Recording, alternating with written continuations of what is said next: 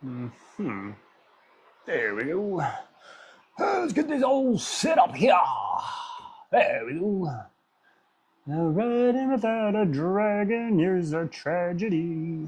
All right, I'm safe. There we go. Oh, shit. Son of a bitch. I'm about to have a sneezing fit. Watch. Oh, son of a gun. No. No sneezing fits. Oh, wow. Hey, what's up, Miss Wolverine? How you doing? Hello. Hello. Hello. Oh, my nose is going to kill me tonight. I see it. Oh, thank you for the hearts already. You're so kind. Whoa, hello, Heather Williams. Hello, hello. Ah, how's everybody doing tonight? Ooh, celebrate. Level 4 fan. That's awesome. I still don't know what those fan clubs mean, but that's cool. Ugh, my nose. What is my nose doing today? Better not be bugging with us. Oh, I have to send this to Monica. She asked me to do that. I gotta remember how to do that now. I think I go here, and then I gotta remember how to do this. We're still learning. Still learning. Hey, Bobby, how you doing, friend? Ah, my nose. Sorry, my nose. There we go. That's how it does it. That's how you do it. I figured it out. There we go. Bam. There we go. All right. Whew. My eyes are watering. Hey, Twisted. You know you can't be inside for too long there, Twisted. You got to come out here. Hello, love. You have to come out here soon once the peoples get here. The peoples. Oh, I got to turn the fan off. Oh, excuse me. Oh. Sorry about my nose. All it's cedar season. It's cedar season. I'm going to put the book up there so y'all can see it. Everybody knows what's happening. Oh, it'll stop. It's going to work with me today. To get into the story, I'll forget about it. Hey, Bobby, how was your day today? How was Miss Wolverine? How was your day today? Oh, okay. Eyes are going. Very good. Who else is here? Twisted Wise might need a dagger. A dagger? Why do I need daggers? What do you mean? Daggers? No. Like, it's supposed to be a calm day. Hey, Joseph, what's up? Hey, how you doing? How you been? Ah, my nose is killing me. Daggers, you're making pizza, but we got, I know. But we got to show everybody. Oh, there's Kincadium. What's up? What's up? I've been good. We're just living the good life. What's up, Kincadium? Hey, yay! What's up, girl? Hope you had a good day today. You've earned them. Oh, you're the best. You're the best. I gotta pre-open this box a little bit. I gotta show y'all something cool. Busy with the store. That's awesome. How's that going? I'm excited for y'all. Oh, thank you for the likes. Y'all are already up to 165. Y'all are crazy. Ready for tonight's Dragon Tales. Big chapters tonight, yeah? We're 6 to 10. I don't know what's gonna happen. I don't know. Yesterday I didn't realize how long we were here. It's going great. We're restocking. Awesome. That's always good to hear. Restocking is good. Unless it's a recall, then it's bad. But anyway, I digress. So, no. Oh, man. So the chapters aren't very long tonight. Like last night, I realized, man, they were some long-ass chapters. Oh, my hair is, it's all good. I'm sure the helmet's going on tonight. So, I'm sure the helmet is going to end up being on tonight. So, I don't need to worry about the hair. Oh, that's crazy. But yeah, hopefully, last night's chapters were long ones. I've been doing good today. My nose is bugging me too, though. Yeah.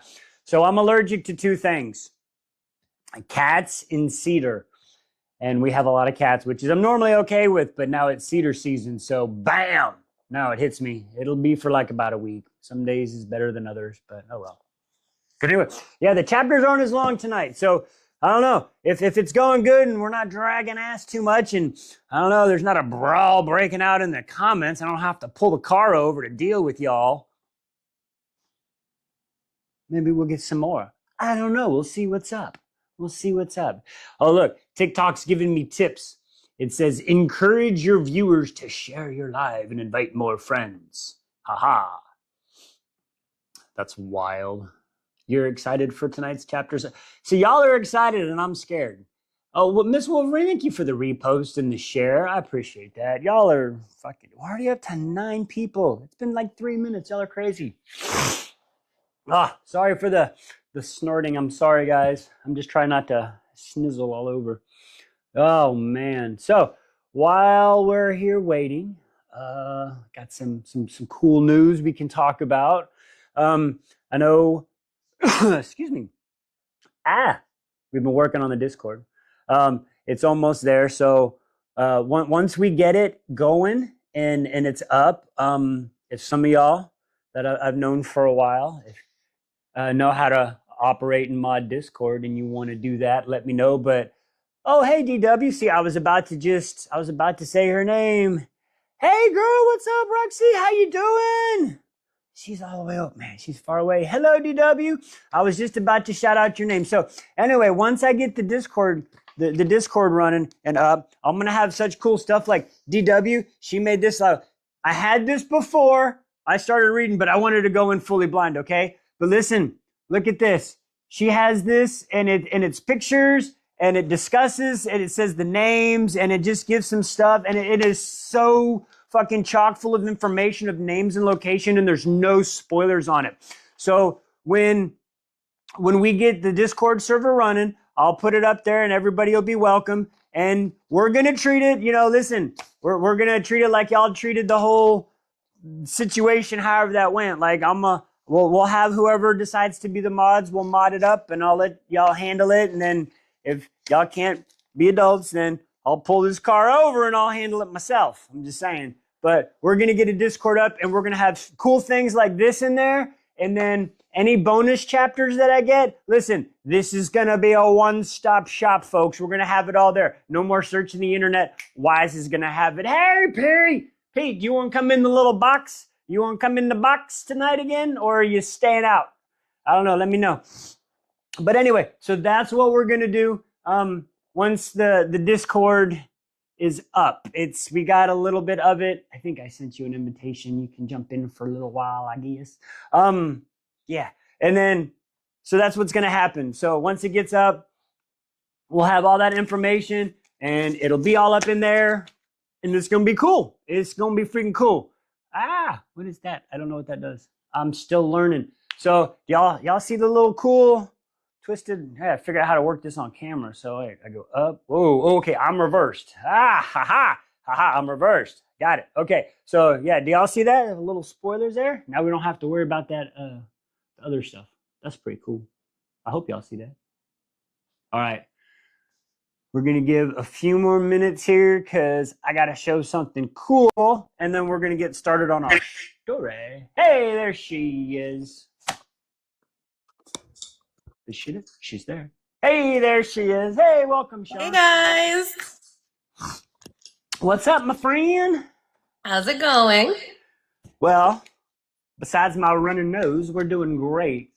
We are doing great. I was just showing everybody this cool stuff that DW, she made this. I'll try to show it like, I can't even see because I blocked the camera, but it's got like pictures and it talks about it. And is she here yet, Monica? I haven't seen her yet. I sent this to her, but like we were talking last night and this is what I love about y'all, okay? And it's so cool because they were talking about how Violet was all fragile, right? And I said that in my videos today. If y'all saw that in my chapter reviews, I was like, she's just so fragile. And I didn't know why. And Mona, she was talking to me last night and then she said something. And then right here in this information, I guess it's Ehlers-Danlos syndrome. Did y'all know that? It's a hypermobility type and connective issue. And then we found out that it's not in the book, but I guess the author admitted it and talked about it in an interview.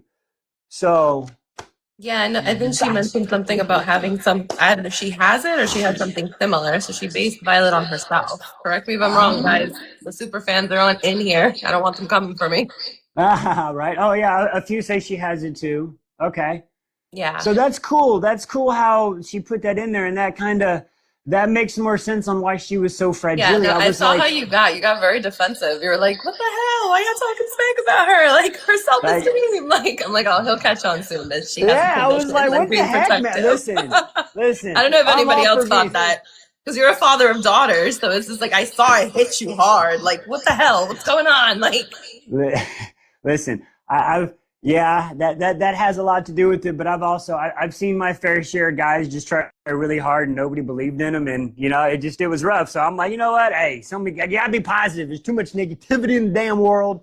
We gonna be positive. So damn, I was getting mad, but everybody's like, y'all in the comments. See, I got it. Oh my, what is happening? Anyway, we'll let it be. but like Let I it had an be. idea. I don't know if this is what you guys were discussing when I jumped on, but I feel like there's a lot of people on this that are like super fans, and they would know more than I would, like which chapters you should do live. Like instead of doing all of them, because that's a lot for you, that's a lot for everybody. And I can't jump on every day. I would, but it's a lot. So like, Yeah. if we can sort of like, how like the tandem read has like a chart, maybe somebody could work on a chart. Say like, oh, this chapter, and then maybe I don't know, we can sort of start a chat and like, hey, like maybe Okay. have a poll, something interesting. Of course, Elise has to like come in and maybe she can approve them at the end. What's everybody thinking? Right. I mean, that's a good idea. I mean, well, we can definitely figure. There is that she. Is she finally there? There she is. Mon's here. Well, yeah. See, we got a good idea. So yeah, and that another totally makes sense. I like that. I know apparently 13 to 16. I think that was everybody was saying yesterday. I hate 13. that number. Oh, I have to look at 13 through my I have 16. it. I think that's what that, I don't know. Every time I kind of looked up, I got told to go back to reading and don't pay attention to the children in the back seat. That's all I'm Well, that's saying. mostly because we're also like so excited that you're getting to certain spots, and we're like, oh my god, oh my god, oh my god. See, And your instincts, spot on, spot on. It's so hard to just like, I'm like dying to be like, but we're all like this. he says, you hear me in one ear. I'm still, how about now? I'm in one ear. I don't That usually happens to me too. I only hear you in one ear when I have my AirPods on. I just take the other one off. Huh. Let me see. There's an echo. I think she needs to mute something. I don't know. Is that better? Nope. Is that better? A few people say there's an echo. Is that better? Oh. Let's see. We'll find out. I wonder. I'm not sure. It's maybe the volume level, maybe just, or I think you need headphones. That's what somebody maybe said. Nope. Monica, nope. Oh, okay. I'm not sure, my friend. I don't know. We're still learning this. Yeah. This is new. No, hold on. Maybe AirPods? Maybe. I don't Well, know. that one's Try it it. out. I have a little microphone, so I'm not sure. Maybe. I had one too, and I thought it was the microphone causing the echo, so I turned it off. But no. BRB. Okay. No worries. We'll be here. We'll figure it out. Okay. Oh, Danielle already up to 1.8. What's up, Big Sip? What's up, brother? Okay. I have something, but I have to show at the end. Fine. Hopefully everybody will still be here. I'm just saying. But all right, we'll wait for P to jump back, see if we get that. No, we haven't fixed yet. P got louder without the mic. Somebody said, okay. As soon as we figure out that issue, we'll get started. Can you guys hear me? Oh, I can hear you now. How are we sounding, everybody? Is it better? Testing 1, 2. I hear you fine, but Now even I can hear the echo. Okay. Maybe it's me. Maybe it's me. Maybe it's just me. Who's at work till 6? I'm so sorry, Melissa. Wise is left ear only, just wise. No, still an echo. Okay, I adjusted my volume. Let me see if I have an audio setting on my side. No, I don't. Hello. Maybe I should leave and come back. Sure, try. Yeah, I'm not sure. We're learning. We're learning. Sean says could. Okay. So, all right. Baby, it's just me. You're fine. You got a flash goal. What's a flash goal? She's back. Guess who's back? Back again. He is back. Flash goal. 8 gifters send love. Oh, look at y'all. That's awesome. So loud. Okay. Here, we will try this again. Accept. We see the 2 little search dots. Where can I get a double? I'm back. I'm sitting here watching my favorite. Oh, you're awesome, Melissa Brake. I appreciate that. That's awesome. Okay, how we sounding now, folks? How do I sound, guys? Ooh, I will say, yes, you got your book this time. Nice. I hope I read at a nice pace, but I know I Oh, chop good. it It's up a lot. better. Better. Bobby's here. Okay, we got it. It's good now. Okay. Sean's here. The whole crew's here. Yes. This is So, awesome. wing leader wise, how you feeling? I'm scared shitless. Look, I had to fix my helmet last night. I readjusted the strap so I can wear it longer. Okay, now it's not because I got new glasses. See, I can back it up a little bit. Look,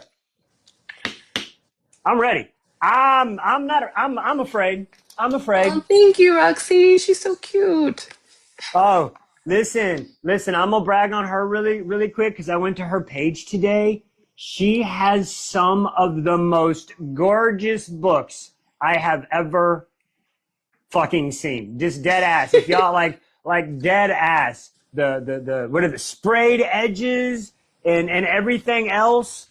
Oh, like if y'all get a chance, go check her page. Like dead ass jelly of the collection. Dead ass. Go check it out, y'all. Amazing collection. Sorry. She's blushing. Oh, look, that it's amazing. So, woo. Okay, so I think we were saying 13 through 16. I think everybody's saying that's the threshing. I think that's what everybody's saying.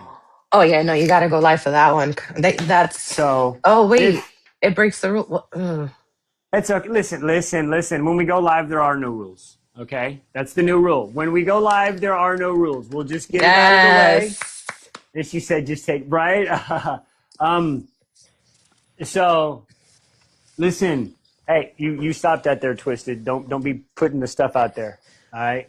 Live is anarchy. Exactly. Live is anarchy. But I was looking. The chapters aren't as long today, so hopefully I can get through them and I won't stamble and ramble and bamble through all the stuff. Okay, so one thing before you start, I know yesterday some people were asking for predictions, but like we kind of all came to the consensus that it was a little too early. I mean, this is like a chapter 1. You're 5 chapters in. You've met a bunch of people so far. Any thoughts? Dane's a douche. Dane's a fucking douche. I don't know why. I don't like Dane. Dane's a douche. I think they're buttering him up way too much. Fuck Jack Barlow. He can fucking eat cream corn out of a third point of contact. Okay, I'm sorry. I don't mean to be gross, but I don't like him either. I'll say this much though. The way people are talking about Dane in the comments, I think he might be. I think he's going to be this series Chael. I'm going to start out like, what the fuck are you doing? And then like, I probably shouldn't be on camera. Cool. I have no poker face. All right. So I think that's where we're kind of going with him. But again, when that whole spot, when they just slabbed on all the good things he's doing, I'm just like, live. What does this mean? Live audience. Okay. I don't know what that means. Anyway. I got warnings or something. 2 restrictions. Why did I get restrictions? What's happening? Visibility. Live is not eligible. Oh, no. Bullying. Harassment. I got reported. But for bullying a character? I don't know. We'll see what happens. Hopefully people are there. I don't know. Fucking Dane It still says there's 19 here. We'll figure it out. So, yeah. I don't know. But those 2 I don't like. I was very shocked with the whole 4th wing spot. Like, I'm not going to lie. What I thought was going to happen was that she was going to be in Dane's group for a little bit, and then something was going to happen, and it was one of those, oh, you're promoted, you know what? You're in charge of the 4th wing, Soren Gale, and they were just going to throw some first year up as a wing leader, and it was going to be shit or get off the pot, type thing. But so that one kind of, wow, I think y'all saw that one as my face is like, wait a minute. So that one got me on there. I definitely got there. Yeah, no, for sure. That's like it is a pretty shocking first couple chapters. It really reels you in. Right. And any other predictions where we're going? What are your initial thoughts on Zayden? You've had a night to sort of, marinate your feelings. How do you feel about him so far? All right. Let's talk about, Oh, we're blushing about Zayden. Okay, listen, I'm going to be, hello, love, what's up? Oh, you wanted to come out for the live talk about Zayden on that one? She stopped making pizza to come out. Okay, so, all right, listen. I'm very secure in my sexuality. I really don't give two flaps about whatever anybody does. But if I were to go that way, I mean, Zayden, listen, especially after seeing some pictures of, I see why he's called Zaddy. Okay, I've seen a few pictures. I'll say this much, and I hope people don't get mad at me for bringing other characters in, but at this current moment, he is no Rondanen, crown prince of the Valbaran Fae. Okay, I'm sorry. He's not, and not a lot of characters are. That's totally valid. So he's awesome. I will say this much though. I like him. See, a lot of people don't understand Azrael. I'm still waiting for his story, okay? I have a huge love for Az, and I am pulled towards him again, just the way he is. So once I get his full story, Az I will say this right now, has a good possibility to pass Rondanen, okay? But yet in my eyes, Rondanen has only done one thing wrong, okay? We're not talking about what he's going to do because it's a little BS, but the guy is pretty freaking amazing to me. So I just thinking, but For sure. yeah, For sure. Az is there. Yeah, I wouldn't lie. Listen. If I were to have to save the world and it was Zayden, you know what? Let's go, buddy. We gonna have some fun. I'll be a Zaddy. Okay, I got no problem calling him that. I'm putting it out there. We have Az versus Zayden, who is the ultimate shadow daddy. According to Wise. You can't say anything yet. We have to get through Onyx Storm.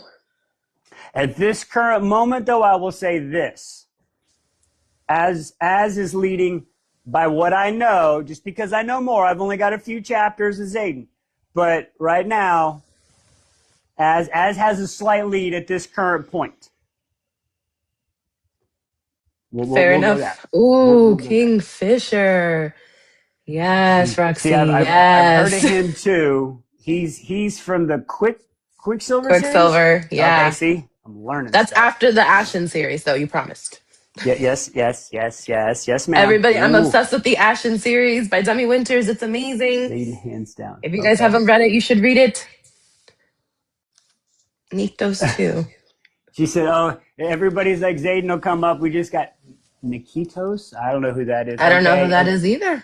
Okay. All right. Damn, y'all are already up to 3K. 19 people in here. Y'all are wild. All right. So wait a minute. So like people can get in? I don't know. The restriction went away. So okay, good. It might have just been I don't know. I might have said, when I said we don't like Jack Barlow, that might have been too much. I mean, no, I think it was maybe when we were like, we'll behave. It's like we were kidding. We weren't even bad. Poor Wise is about to have RH. It's funny. All right. Any last thoughts before you dive in? I got my book. Any last thoughts? Shit. That's a thought, right? Shit. Like, listen, I do like this. I like how when she was in the battle brief, I did like how they the instructors were encouraging her and helping her to go through and called her on her BS and was like, hey, if you're gonna open your mouth, open your mouth. I like that. Um, Listen, I think I was having a conversation with the comments. Like, I can see Violet being that underdog, ready to go. Really, the way I would try. I don't know if everybody the way I pictured in my mind how she's going to end up fighting. Oh, thank you for the roses. Thank you for the roses. Thank you for the roses. Oh, sorry. Uh, if y'all have seen the Sherlock Holmes movies with Robert Downey Jr., I don't know if y'all have seen those, but like on his fight scenes where he kind of pre-plans it in his brain, he's like, uppercut to the thorax, and I would dodge, and then I'll do this. I kind of see her as she goes through. That's how I see her brain working as she's working through her steps. Now, I don't know if that's how it is, but that's how I kind of predict her working through this. And then, like, I think she's going to be pretty badass. I like Mom. I like that there's no nepotisms. I like Yeah, that. no, that's actually that's pretty valid. Your comparison to Sherlock Holmes, once again, Oh, cool. excellent comparison. Yeah, no, that Thank I you. could I could see that. I agree with you. Anyone else? Like, I think that's exactly how her mind works because they have to, right? Because she's naturally weaker than everyone around her. Right. Yeah. I mean, especially if she's got the bone and the tendon issue, the syndrome. So it's definitely she's gonna have to be, I think, outside the boxer. Like I can tell Zayden, he's pictured to be the bad guy, but let's just be honest. He's Zayden. Zayden is gonna be Zayden, and we're all gonna love Zayden. I think he's a typical morally gray. But Well, one here's a thing I'm interested question. in trying to picture is everybody was saying like he's 6'4" and she's like 5'2", 5'4", and I'm like, dude, I'm 6 foot and Twisted is like 5'2". What? Okay, that's gonna be when my mind pictures them having a conversation. It's just gonna be like puppies. Like, what are we doing Yeah. here? What are we doing here? You know what I mean? So here's a question for you also, because a lot of people like to say that fourth wing is enemies to lovers. Would you call Zayden and Violet in this point of the book enemies? I think that's the way it's trying to be pictured because he's like, I don't have to, I don't have to do that to you. This is going to take you out. I think he's unimpressed with her right now because of what happened to his family with the rebellion. So I think he's just more unimpressed and like, yeah, I'm not going to waste my time. But at the same time, I think he's going to be one of those that slowly impressed. I think again, if I had to kind of relate it to a movie of how it kind of goes, I haven't read the book, so I don't know if it's the same. But in the Divergent movies, how 4 is with the main God, what's her name? Not Cadmus.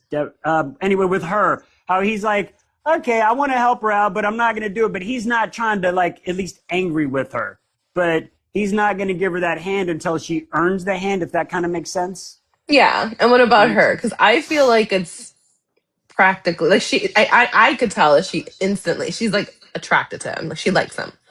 Oh, listen. I'm not trying to be rude, but the lady boner is happening, and the panties are definitely moist. I mean, let's Thank just you. That's like listen, I don't listen, know. listen. She's scared because logically you should hate her. I'm like, oh no. I think they liked each other as soon as they saw each other. It's like, oh, not like Yeah, and maybe that's what not I'm like saying. instant love, but it's just like, oh, like when you see someone and you're just like when they're unexpectedly attractive and you're just like, I'm supposed to hate you, but Yeah, I don't know what to.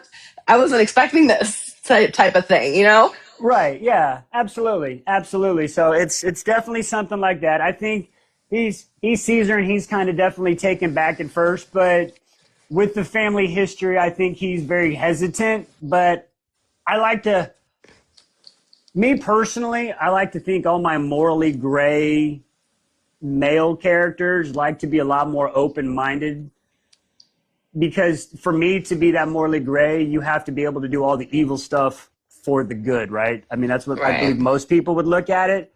Some people, I don't know. I'm learning how people think and what seems to matter with people. So I'm still learning that, but I don't know. I think he's going to piss me off at one point, which is going to have me question myself. But I like Rune, like what are we doing? Like 3 books and you pull this shit. Like I almost wanted to like smack him up.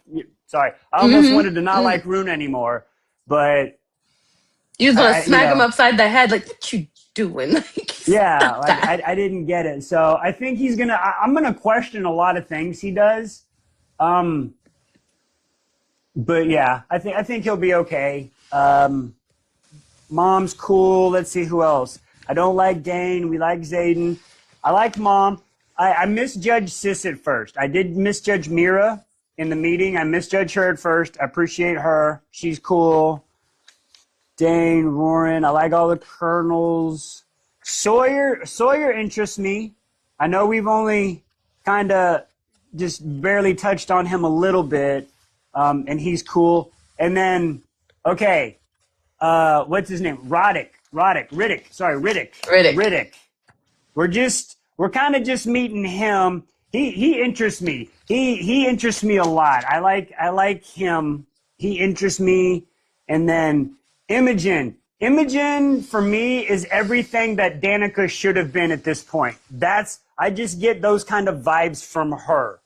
Like I'm a little mad she broke Violet's freaking bone, but I think there was a purpose behind it. I think it's one of those type of things. So I think that's all the main. Yeah, Riddick I like. I want more on him. Yes, we're going to start at 6. We are going to start at chapter 6. Riddick is a fan favorite. Okay. Oh, sorry about the nose, y'all.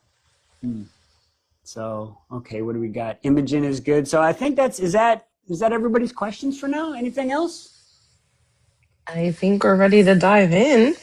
Okay, oh God, y'all are ready to go. So what else can we talk about? Let's see. How many pages do we have now? Oh, so like, do we all agree with the 22. whole we're gonna have some of these super fans sort of present their ideas, so which chapters need to be read live? Yes. Okay, I know I saw some chapters come in. I'll have to go back. So I'll have to look at that. If somebody can maybe go back or we can put it up again, because I did learn that when I post this on YouTube, I do not get the comments. So I do not see that. I Well, might thank be God, able because to there were see it. some mini spoilers in the comments. Right. So that's why I'm worried.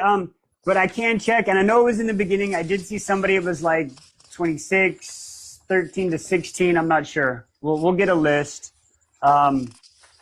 Twisted. I know Liz will be out here shortly. She's making dinner for us right now, so she's making pizza.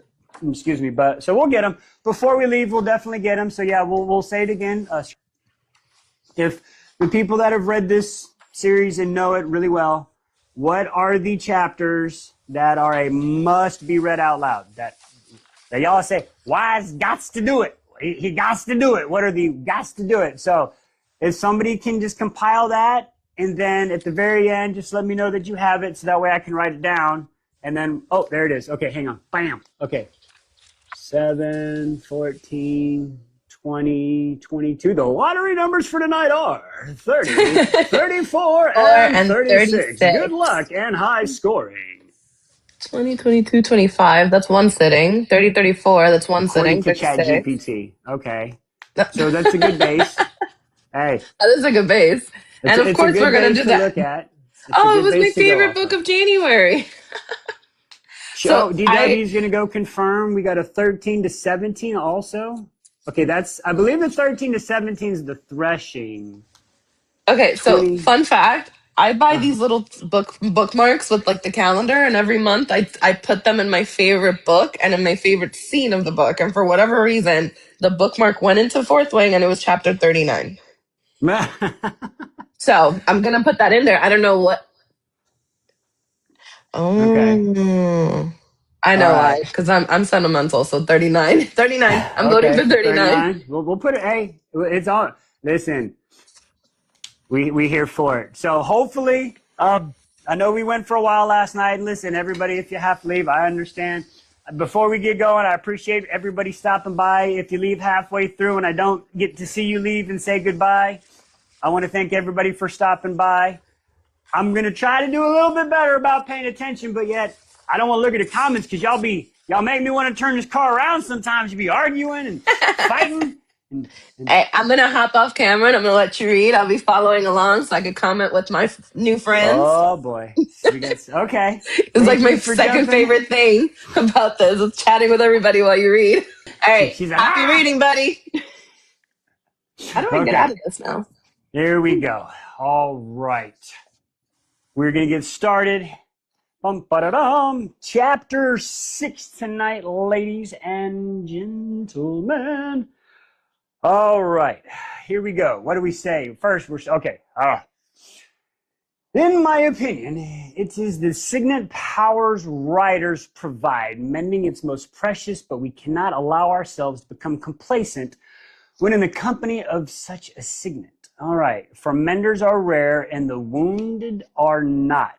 What? Okay, that's the guide for healers. I was about to say, that sounds like some doctor stuff, and I don't understand. All right, here we go. Chapter 6. Flames of agony engulf my upper arm and chest as Dane carries me through the lower level. Covered passage out of the rider's quadrant, over the ravine, and into the woods to grandmother's house we go, and into the healer's quadrant. It's basically a stone bridge covered and sided with more stone, which pretty much makes it a suspended tunnel with a few windows. But I'm not thinking clearly enough to take it in as we rush through. His strides eating up the distance. Almost there, he assures me. His grip firm, but careful on my rib cage beneath my knees, and my useless arm rests on my chest. Everyone saw you lose it, I whispered, doing my best to mentally block the pain like the countless times before. It's usually as easy as building a mental wall around the pulsing torment in my body than telling myself the pain only exists in the box so I can feel it. But it isn't working so well this time. I didn't lose it. He kicks the door 3 times when we reach it. You shouted and carried me out there like I meant something to you. I focus on the scars on his jaw and the stubble on his tan skin, anything to keep from feeling the utter destruction in my shoulder. You do mean something to me, he kicked again, and now everyone knows it. Yeah, what do you mean though? A free pass? I don't like him. All right. The door swings open and Winfred, a healer who has been on my side too many times to mention, stands back so Dane can carry me in. Another injury? You riders certainly are trying to fill our beds too. Oh no, Violet. Her eyes flew wide. Hi, Winfred. Oh, Jesus Christ. No, hi, I'm back. I managed over the pain this way. She leads us to the infirmary, a long hall of beds, half of which are full of people in rider black. Healers do not have magic, relying on traditional tinctures and medical training to heal as best they can. But menders do. Hopefully Nolan's around tonight since he's been mending me for the last 5 years. Wow. And the signet of mending is exceptionally rare among riders. They have the power to fix, to restore, to return anything to its original state, from ripped clothes to pulverized bridges. Wow, what? Okay. Including broken human bones, my brother Brennan was a mender. He would have become one of the greatest had he lived. I mean, how did we lose him? We'll figure it out. Okay, no. Dane gently lays me onto the winter bed Winfred brings us. Wait, winter? Where the fuck did I get winter from? Dane gently lays me onto the bed Winfred brings us to. She leans to the edge of the mattress near my hip. Ever creased line in her face is a comfort as she strokes a withered hand across my forehead. Helen, go get Nolan, Winfred orders as a healer in her 40s walks by. No! Dane barks, panic lacing his tone. Excuse me? Excuse me? The middle-aged healer glances between Dane and Winifred, clearly torn. Helen, this is a Violet Sorengel, and if Nolan finds out she was here and you didn't call him, well, that's on you, folks. Huh. Winfred said in a deceptively calm tenor. Sorengale? God, she can't outlive the name, damn. The healer repeats, her voice rising. I try to focus on Dane through the throbbing in my shoulder, but the room starts to spin. I want to ask him why he wanted my shoulder mended, and another wave of pain threatens to pull me into the unconsciousness as all I can do is moan. Get Nolan, or he will let his dragon eat you alive, sour face and all. Helen, God bless, man. Y'all be running at these dragons like a motherfucker. Winfred arches his silver eyebrow as she ignores Dane. Insisting again not to call the mender. The woman blanches and disappears. Dane pulls a wooden chair closer to my bed, and it scrapes the floor with a god-awful sound. Violet, I know you're hurting, but maybe what, Dane Atos? You chode. You want to see her suffer, Winfred lectures? I told her they'd break you. He may have a setting. Uh-oh, do I got to change the setting? Let me know, I'll look up. All right, I told her they'd break you. She mutters as she leans over, her eyes gray, full of worry as she assesses me. Winfred is the best healer. Okay, here we go. Basgaeth has, and she's prepared every tonic she's prescribed herself and has seen me through more scrapes I would care to count over the years. Would she listen to me? Absolutely not. Your mother is so damn stubborn. All right. She reaches for my injured arm, and I wince as she raises it a couple of inches, prods my shoulder. Well, that's certainly broken. Well, I mean, we all heard the snap. Damn. Winfred Tisk, raising her arm above, raising her brows at the sight of my arm. And it looks like we need a surgeon for that shoulder. What happened? And her shoulder? What the? Dang. She like fragile. What the heck? Are we still going here? Are we still live? Okay, looks like we're still live. Sorry. Everything seemed to freeze. I don't see nothing moving. Okay, I see some hearts going. All right, sorry. All right, well, that certainly broke sparring, I explained in one word. You hush, save your energy. Winifred looks back at Dane. Make yourself useful, boy, and pull the curtain around us. A few people who seen her injured, the better. The few people who see her injured, the better. He jumps to his feet and quickly complies, drawing the blue fabric around us to make a small but efficient room, separating us from the other riders who have been brought in. Drink this. Winifred brings out a vial of amber liquid from her belt. It will handle the pain while we get you sorted. You can't ask him to mend her. Dane protests as she uncorks the glass. The pair of us have been mending her for the past 5 years. She lectures. Bring the vial closer. Don't start telling me what I can and cannot do. I mean, listen, this is Winifred saying this? Winifred's a badass. I like Winifred. Dane slides one hand under my back, the other under my head, helping me slightly upright so I can get the liquid down. It's bitter, like always, as I swallow. But I know it will do the trick.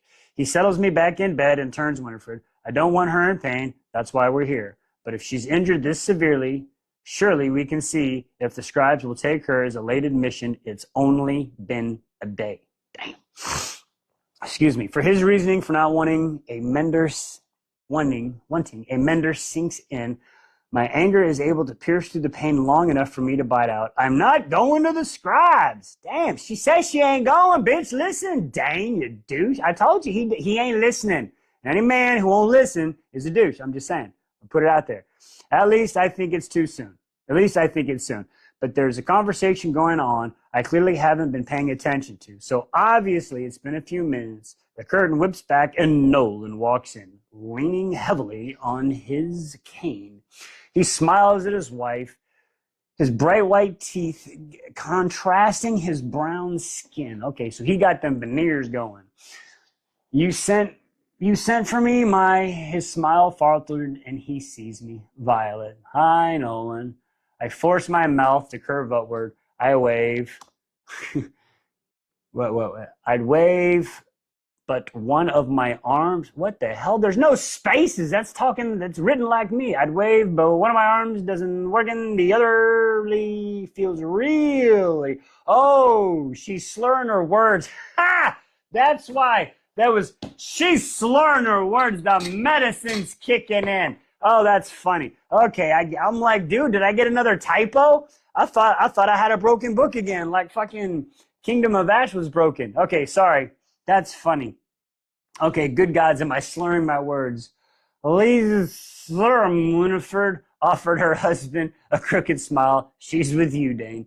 Nolan turns an accusing look on Dane, and I feel all of 15 years old again, being hauled in because I broke my ankle while we were climbing somewhere we shouldn't have been. That's funny.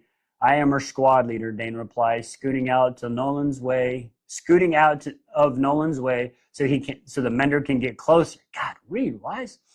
Putting her under my command was the only thing I could think of to keep her safe. You're not doing a good job, are you? Ha! Give it to him. Lay into him.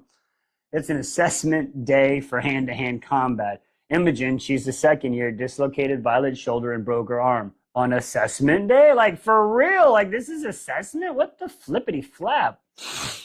Oh, sorry about the snore. Sorry, my nose is running. Sorry about that in advance. Anyway, Nolan growls, cutting away from the fabric of my short sleeve with his dagger. The man is 84 if he's a day and still dresses in rider black, sheathed with all his weapons. Her mother was one of Fenrir's Sabbatarians. Sabbatarian, I tell you. Yeah, a little Sabbatarian.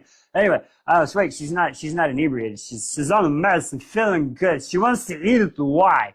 All right. I explained slowly, trying to enunciate and failing. I'm sorry, gal, so I get it.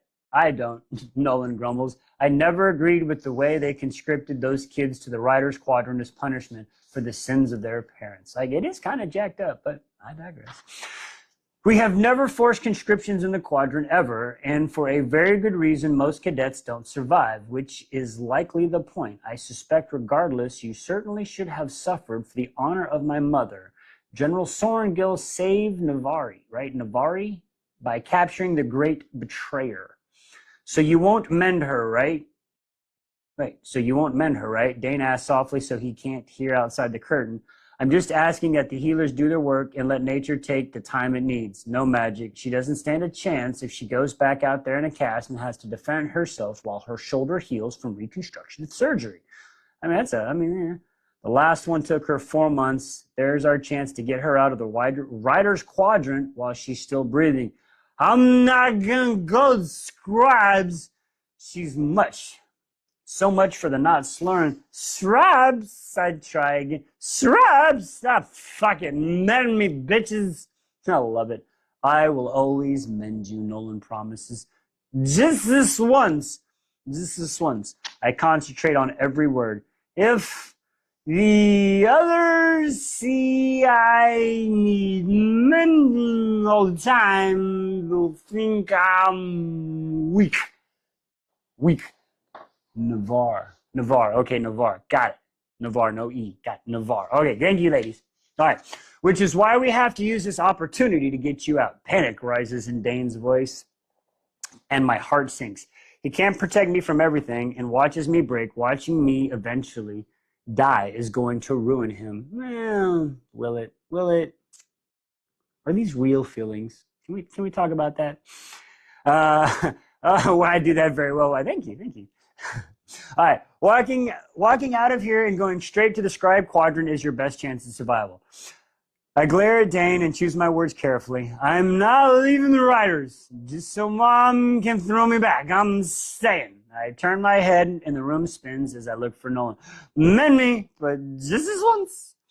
You know it's going to hurt like hell, and you will still ache for a couple of weeks, right? Nolan asks, sitting down in the chair beside my bed, staring at my shoulder. I nod. This isn't my first mending. When you're as brittle as I was born, the pain of mending is only second to the pain of the original injury. Ow, dang. So the mending hurts even more. Wow. Please, Vi. Dane begs quietly. Please switch quadrants if not for you, then for me, because I didn't step in fast enough. I should have stopped her. I can't protect you. Because you a bitch. Sorry, my bad. I wish I'd figured out this plan before taking Winifred's potion so I could have explained better. None of this is his fault, but he kept going to he's going to keep shouldering the blame just like he always does. Instead, I take a deep breath and I say, I made my choice. Go back to the quadrant, Dane. Nolan ordered me without looking up. If she was any other first year, you'd already be gone. Exactly. Dane's anguish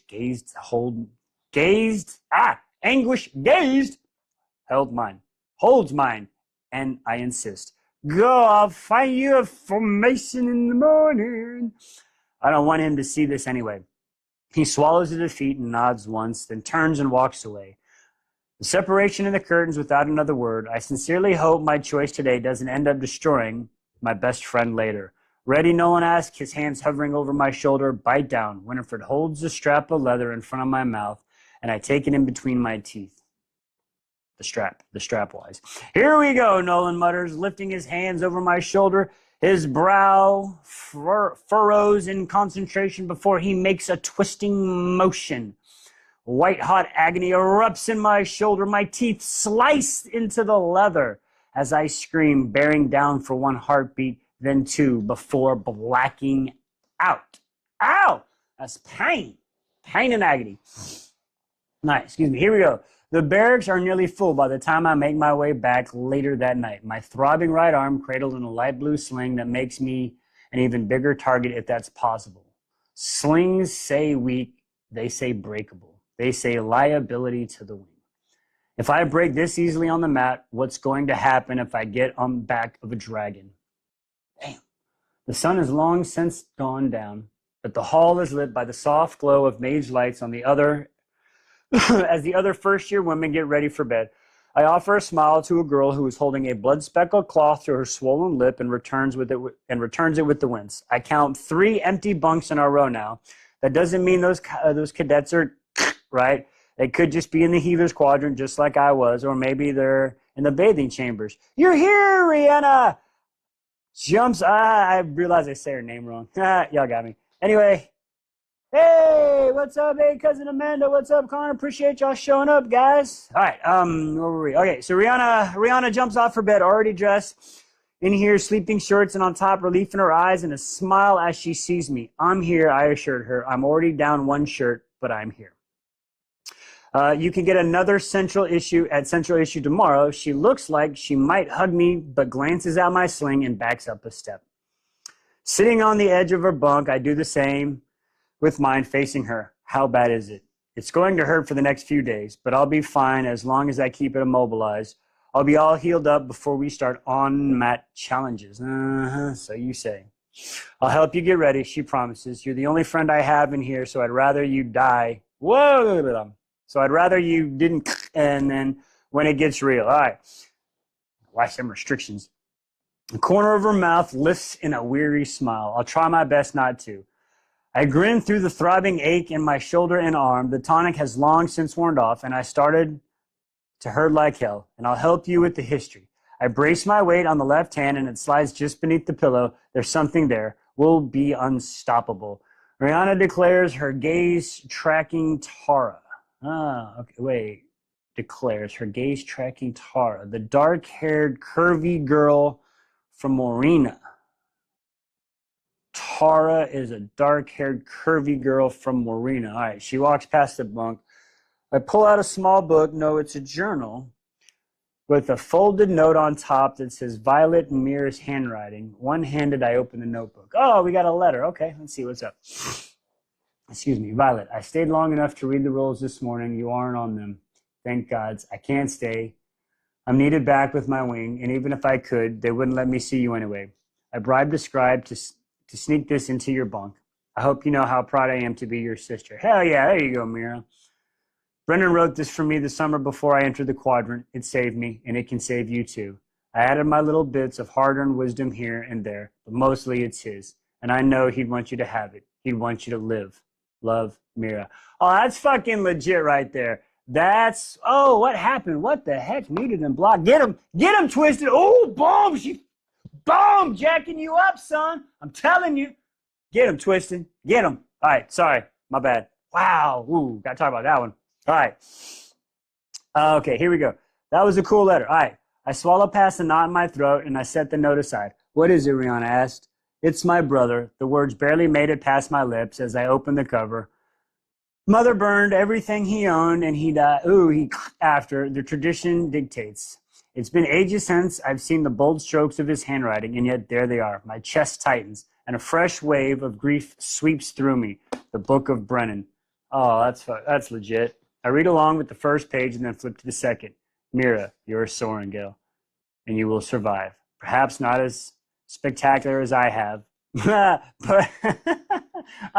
me and Brennan would like, as I have, but we all can't live up to my standards, can we? I love that. All kidding aside, this is everything I've learned. Keep it safe. Keep it hidden. You have to live. because Violet is watching. You can't let her see you fail. That's the motivation. Ah, damn, that's good shit. All right, that's good stuff. Brennan, he's a good dude. We like him. He's a good guy. I can see why he looked like I said he was the glue that held the family together. I like that. All right. Tears pricked my eyes, but I blinked them back. It's just his journal. I lie. Thumbing through the pages, I can hear his quippy, sarcastic tone as I skim over the words, and though he's standing here, making light of every danger with a wink and a grin. Damn, I miss him. 5 years ago. Oh, that's... Rihanna leans in, her eyes heavy with sympathy. We don't always burn everything either. Sometimes it's nice to have something, you know? Yeah, I whispered. It's everything to have this, and yet I know Mom will toss it in the fire if she ever finds it. Damn. Brianna sits back on her bed, opened her history book, and I fall back in Brianna's history, starting to read the 3rd page. You survived Parapet. Good. Be observant. The next few days, and don't do anything to draw attention to yourself. That didn't happen already, but okay. I've sketched a map that shows you not only where the classrooms are, but where the instructors meet too. I know you're nervous about the challenges, but you shouldn't be.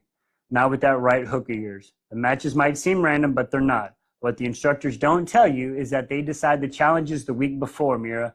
Any cadet can request a challenge, yes, but instructors will assign your matches based on weeding out the weakest. That means once the real hand-to-hand starts, instructors already know who you'll be up against that day. Here's the secret. If you know where to look, you can get out without being seen. You'll know who you're fighting so you can prepare. Ah, okay. I like that. I like that guy. There we go. I like that. Book characters are only... What's happening? We're almost done with the chapter. We'll look into it. I suck in a breath and devour the rest of the entry, hope blossoming in my chest. If I know who I'm fighting, then I can begin the battle before we even step into the mat. And she just needs time to prepare because she's a smart fucking cookie. See, I like that shit. I like it. She's like Batman. She gets time to prepare. She's unfucking locked. She's unbeatable if you give her time to prepare. I like it. My mind spins, a plan taking shape. 2 weeks. That's how long I have to get everything I need before challenges begin, and no one knows the grounds of Basgayev like I do. It's all here. A slow smile spreads across my face. I know how to survive. There we go. She believing in herself. That's what we like, folks. You can't do shit if you don't believe in yourself. If you don't believe, I don't give a fuck how good and talented you are. If you ain't got that belief, Okay. Really quick, right? Wicked smart. Very wicked smart. And we got anything from Boston? Wicked smart people. All right, before we go into chapter 7, what happened? I want the tea. I'm not starting until I get the tea. The car's pulled over. I want the tea. Why drink some tea? What happened? 12K? Y'all already got me up to 12K? 12.7? Are y'all for real? Y'all are wild. Oh, did somebody come in and make fun of me? Oh, what a chode. Add him to the list. Chode. Who's the special guest chode of the night? That's funny.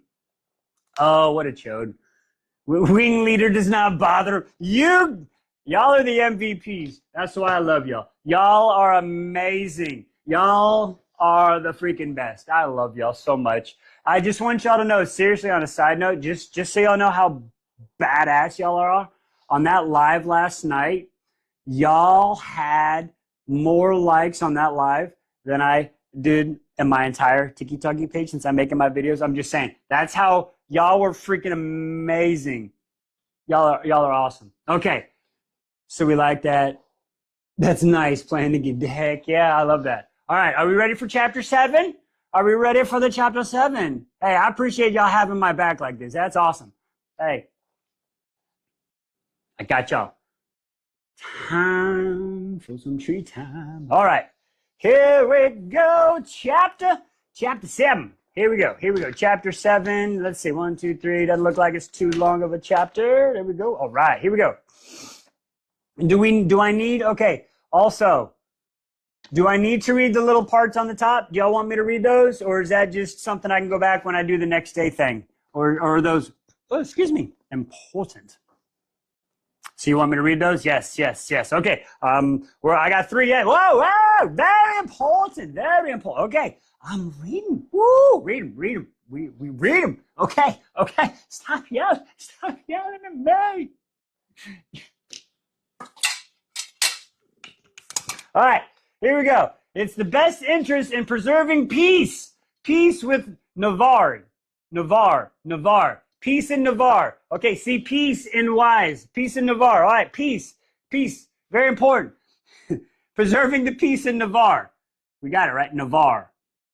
We got it.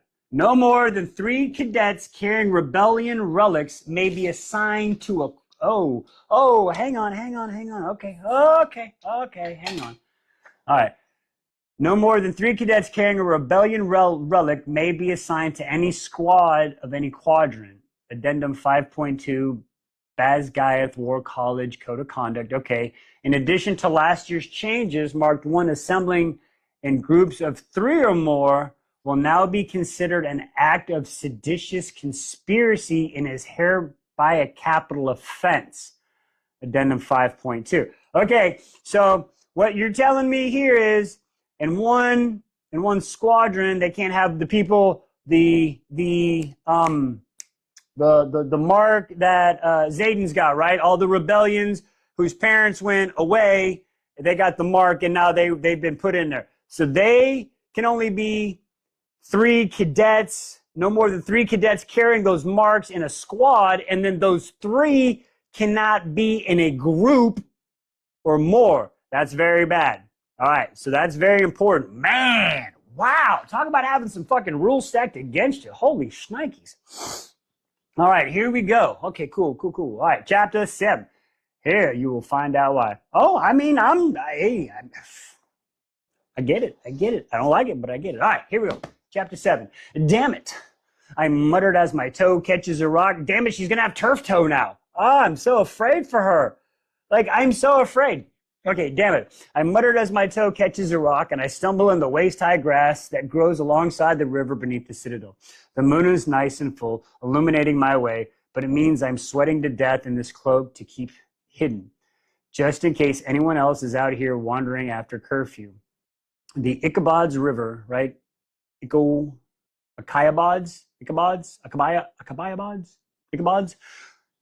river rushes the summer runoff with the peak above, and the currents are fast and deadly this time of year, especially coming out of a steep drop of the ravine.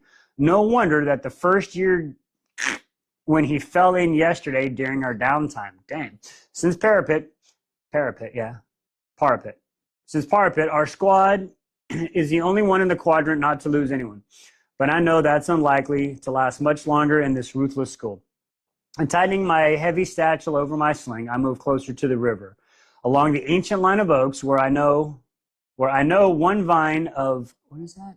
Faunaline berries? Faunally berries, okay.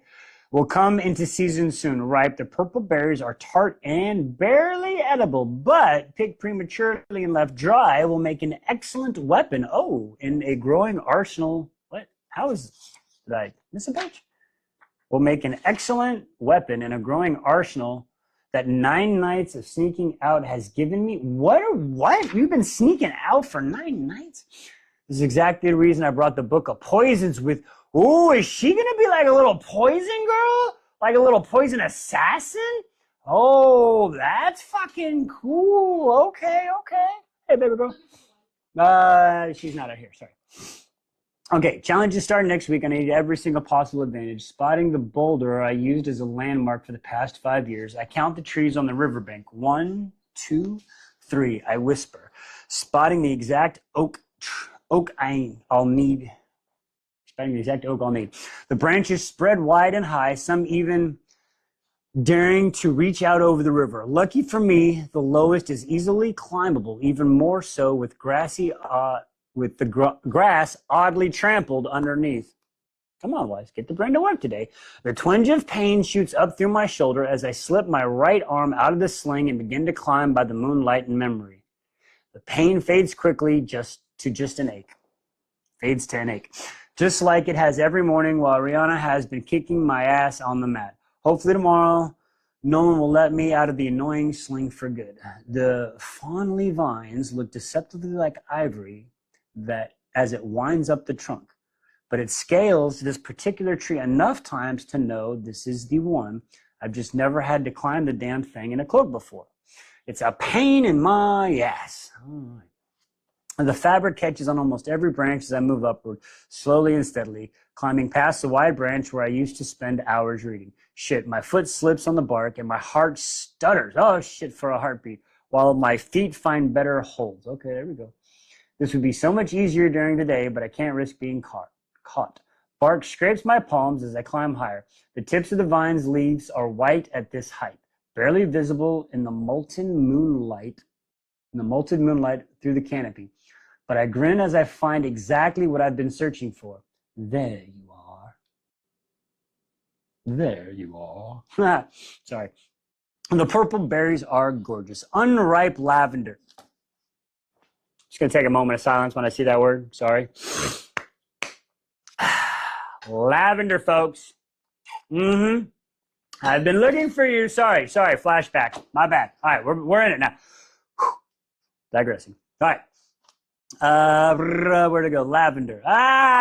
Perfect. Digging my fingernails in the branch above me, I managed to keep from wobbling long enough to retrieve an empty vial in my satchel and uncork it in my teeth. Then I plucked just enough berries off the vine to fill the glass and shoved the stopper back in. Between these, the mushrooms I've already hunted tonight and the other items I've collected. I should be able to make it through the next month of challenges. Okay. I'm almost down the tree. Only a handful of branches to go where I spot movement beneath me and pause. Hopefully it's just a deer, but it's not. Two figures in black coats. Fuck, it's the Dementors! Shit, run! Apparently tonight's disguise of choice walk under the protection of the tree. The smaller one leans back against the lowest limb, removing her hood to reveal a half-shaven pink head. Oh no, it's Imogen! Fuck, be nice, please! Please be nice! Please be nice! You already broke my fucking arm. God damn it! Oh, Imogen, the squad mate who nearly ripped my arm off 10 days ago. Holy shit, we went 10 days? Okay, we're at 10 days, that's why. Okay, my stomach tightens, the knots there, the second rider slips off his own hood. Oh, I needed my hood. If I'd have known, I'd have hooded it. Zayden Ryerson. Oh, shit, son. Ha! There's maybe 15 feet between us and nothing and no one. Out here to stop him from killing me. He ain't gonna do it. I don't think he'll do it then. Fear clenches my throat and holds tight as I white knuckle the branches around me, debating in the merits of holding so many breaths so I can't hear him versus falling out of the tree if I faint from the lack of oxygen. Jesus Christ. Control your breathing! Who's in control, Vi? Who's in control, Vi? All right, here we go. They begin speaking, but I can't hear what they're saying. Listen with your ears. Now with the river rushing by. Okay, my bad. Relief fills my lungs. If I can't hear them, they can't hear me. That's not true either, as long as I sit tight. Okay, but it takes all I have, but all it takes is for him to look up. Why can't I read the words today? The moonlight I was thankful for a few minutes ago has now become my biggest liability. Slowly, carefully, quietly, I move out of the patchy moonlight to the next branch over, cloaking myself in the shadow. Just don't move! What is he doing out here with Imogen? Are they lovers? Friends? Wouldn't you like to know? Peeping Tom. I'm absolutely none of my business, and yet I can't help but wonder if she's the kind of woman that he goes for. No, that would be you, girl.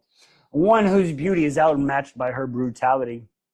They fucking deserve each other. Oh, Vi. This is where we say, oh, Vi, my sweet summer child.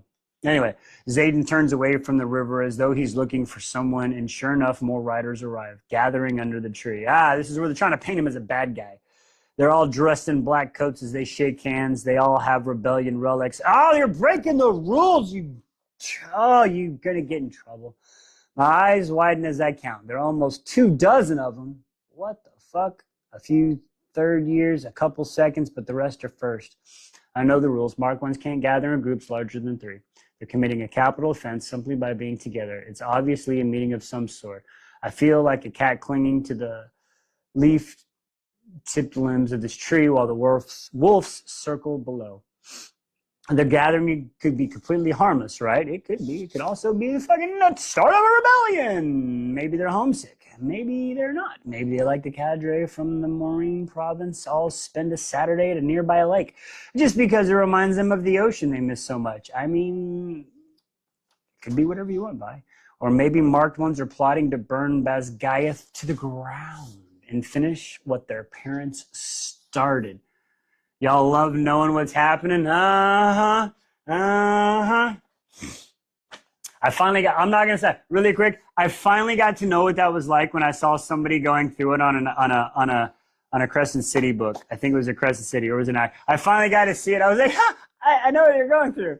Ha! It felt so cool. All right, sorry, back on to it. All right, digressing. All right.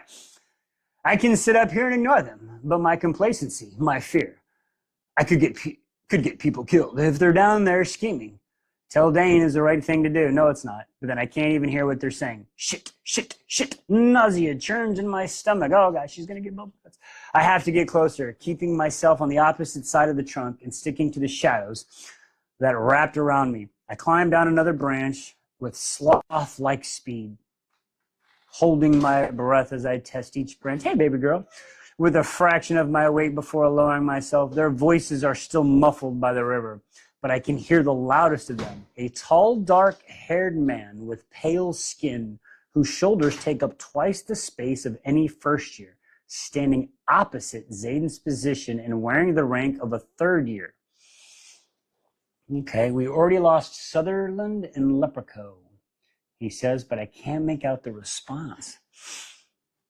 It takes 2 more rungs of branches before the words are clear. My heart pounding like it's trying to escape my ribs. I'm close enough for any one of them to see if they look hard enough. Well, everyone except Zayden, since his back is turned to me. Like it or not, we're going to have to stick together if you want to survive until graduation, Imogen says. One little hop to the right, and I could replay that callous shoulder maneuver she pulled on me with a quick kick to the head. That's funny. Oh, repay, not replay. Repay. Took away a letter. I swear to God, I hadn't removed letters. Anyway, excuse me. I just happen to value my own life more than I want revenge at this moment. So I'll keep my feet to myself. Good decision, girl. We've done, okay. And if I find out we're meeting the first-year girl with an olive complexion, ask, her eyes darting around the circle. We've done this for 2 years, and they've never found us, Satan responds, folding his arms and leaning back against the limb below my right. They're not going to unless one of you tells. And if you tell, I'll know. The threat is obvious in his tone. Like Garrick said, we already lost 2 first years to their own negligence. There are only 41 of us in the Riders Quadrant, and we don't want to lose any of you. But we will if you don't help yourselves. Okay, I see what's going on here. The odds are all stacked against us, and trust me, every other Navarian, right, Navarian in the quadrant will look for reasons to call you a traitor or force you to fail. Shadows. Okay, y'all got some shadows going on? All right, I'll check out the comments in a second. All right, there's a muttered, what is that, ascent? Ascent. Okay. There's a muttered assent, and my breath hitches in the intensity in his voice. Damn it. I don't want to find a single thing about Zayden Royerson admirable. Ha! Admirable. That's funny. Too late, girl. Too late. You got it, babe? Thank you. Oh, thank you. I already used some. Yeah. Damn it. I don't want to find a single thing about him admirable, and yet here he is being all annoyingly admirable. Asshole. Nah. I'll have to admit it would be nice if a high-ranking writer from my Providence gave a shit if the rest of us from the Providence lived or died. How many of you are getting your asses handed to you in hand-to-head in combat, Zayden asked. 4 hands shoot to the air, none of which belong to the spiky, blonde-haired first year standing with his arms crossed. A head taller than most others, Liam Meyer. Okay, we're just going with Liam. So we got Liam there. Excuse me, he's in the 2nd squad tail section of our wing and already the top cadet in our year. He practically ran across the parapet and destroyed every opponent on assessment day. Damn, Lamb, okay. You're pretty badass, okay. The big one, Garrick signs, I'll teach them. I recognize him now. He's the flame section leader in 4th wing. My direct superior above Dane. Okay. Zane shakes his head. You're our best fighter. You're our best fighter. A second-year near Zayden counters with a quick grin. He's handsome, tawny brown skin crowned with a cloud of black curls and a litany of patches on what I can see his uniform under his cloak. His features are close enough to Zayden's that they might be related. Cousins, maybe? Fenroyerson had a sister, if I remember correctly. Shit, what is that guy's name? Liam is the best? Okay. What was that guy's name? Fenroyerson had a sister. It's been years since I read the records, but I think it started with the B. Dirtiest fighter, maybe? Imogen snarks. Most everyone laughs, and even the first years crack a smile. Fucking ruthless is more like it, Garrett adds. There's a general consensus and nods, including one of Liam. I ain't even trying to butcher that name. Garrick is our best fighter, but Imogen is right up there with him, and she's hell of a lot more patient, Zayden notes, which is just ludicrous considering she didn't seem too patient while breaking my arm. I mean, fair. So the four of you split yourselves up between the two of them for training. A group of three won't draw any unwanted attention. What else is giving you trouble? I can't do this, a gangly first year said, rolling his shoulder inward and lifting his slim fingers to his face. What do you mean? Zayden asked, his voice taking a hard edge. I can't do this. The smaller one shakes his head. The fighting, any of it. The pitch in his voice raises with the statement. A guy had his neck snapped right in front of me on assessment day. I mean, it happens. I want to go home. You can help me with that. Can you help me with that? Every head swings toward Zayden. Oh, boy. Wow. We had a guy who wanted to go home in basic training, cried to the drill sergeant for fucking 3 days. It was wild. Okay, anyway. No, Zayden shrugs. You're not going to make it. Best accept it. You're not, what? You're not going to make it. Best accept it now and not take up any more time. Jesus. All I can do to smother my gas and some of the others in the group don't bother trying. What a dick. That is hilarious. The smaller guy looks stricken. And I can't help but feel bad for him. That was a little harsh, cousin. The second year who looks like Zayden said, shifting his eyes. What do you want me to say, Bodhi? Zayden cocks his head to the side, his voice calm and even. I can't save everyone, especially not someone who isn't willing to work to save themselves. That's legit. That's fair. That's fair and legit. That's fair and legit to say. I like that. I'm cool with that. Damn, Zayden Garrick rubs his bridge. Why give him a pep talk? Way to give him a pep talk. If they need a fucking pep talk, then we'll both know they're not flying out of the quadrant on graduation day. Let's get real. I love the bedside manner. Sorry, I am not a sugarcoat your shit type of guy, okay? It's the fucking cold, harsh truth. I'm sorry. I can hold their hands and make them a bunch of bullshit, empty promises, but not everyone is making it through, and if that helps them sleep. But in my experiences, the truth is far more valuable. Thank you. All right, he's moving rungs. He's starting to move up rungs. We got the same mindset. Okay, bullshit promises, making it out of the can, but in my experience, okay. He turns his head, and I can only assume he's looking at panic first year. In war, people, it's not glorious like the bards sing about either. It's snap necks, 200 feet tall. There's nothing romantic about it. Scorched earth or the scent of sulfur. God, yeah, that's the smell. Smell of fire. Sulfur. This, he gestures back towards the citadel, isn't some fable where everyone makes that alive. It's cold, hard, uncaring reality. Not everyone here is going to make it home. To whatever's left of our homes, and make no mistake, we're at war every time we step foot in the quadrant. He leans forward slightly. So if you won't get your shit together and fight to live, then no, you're not going to make it.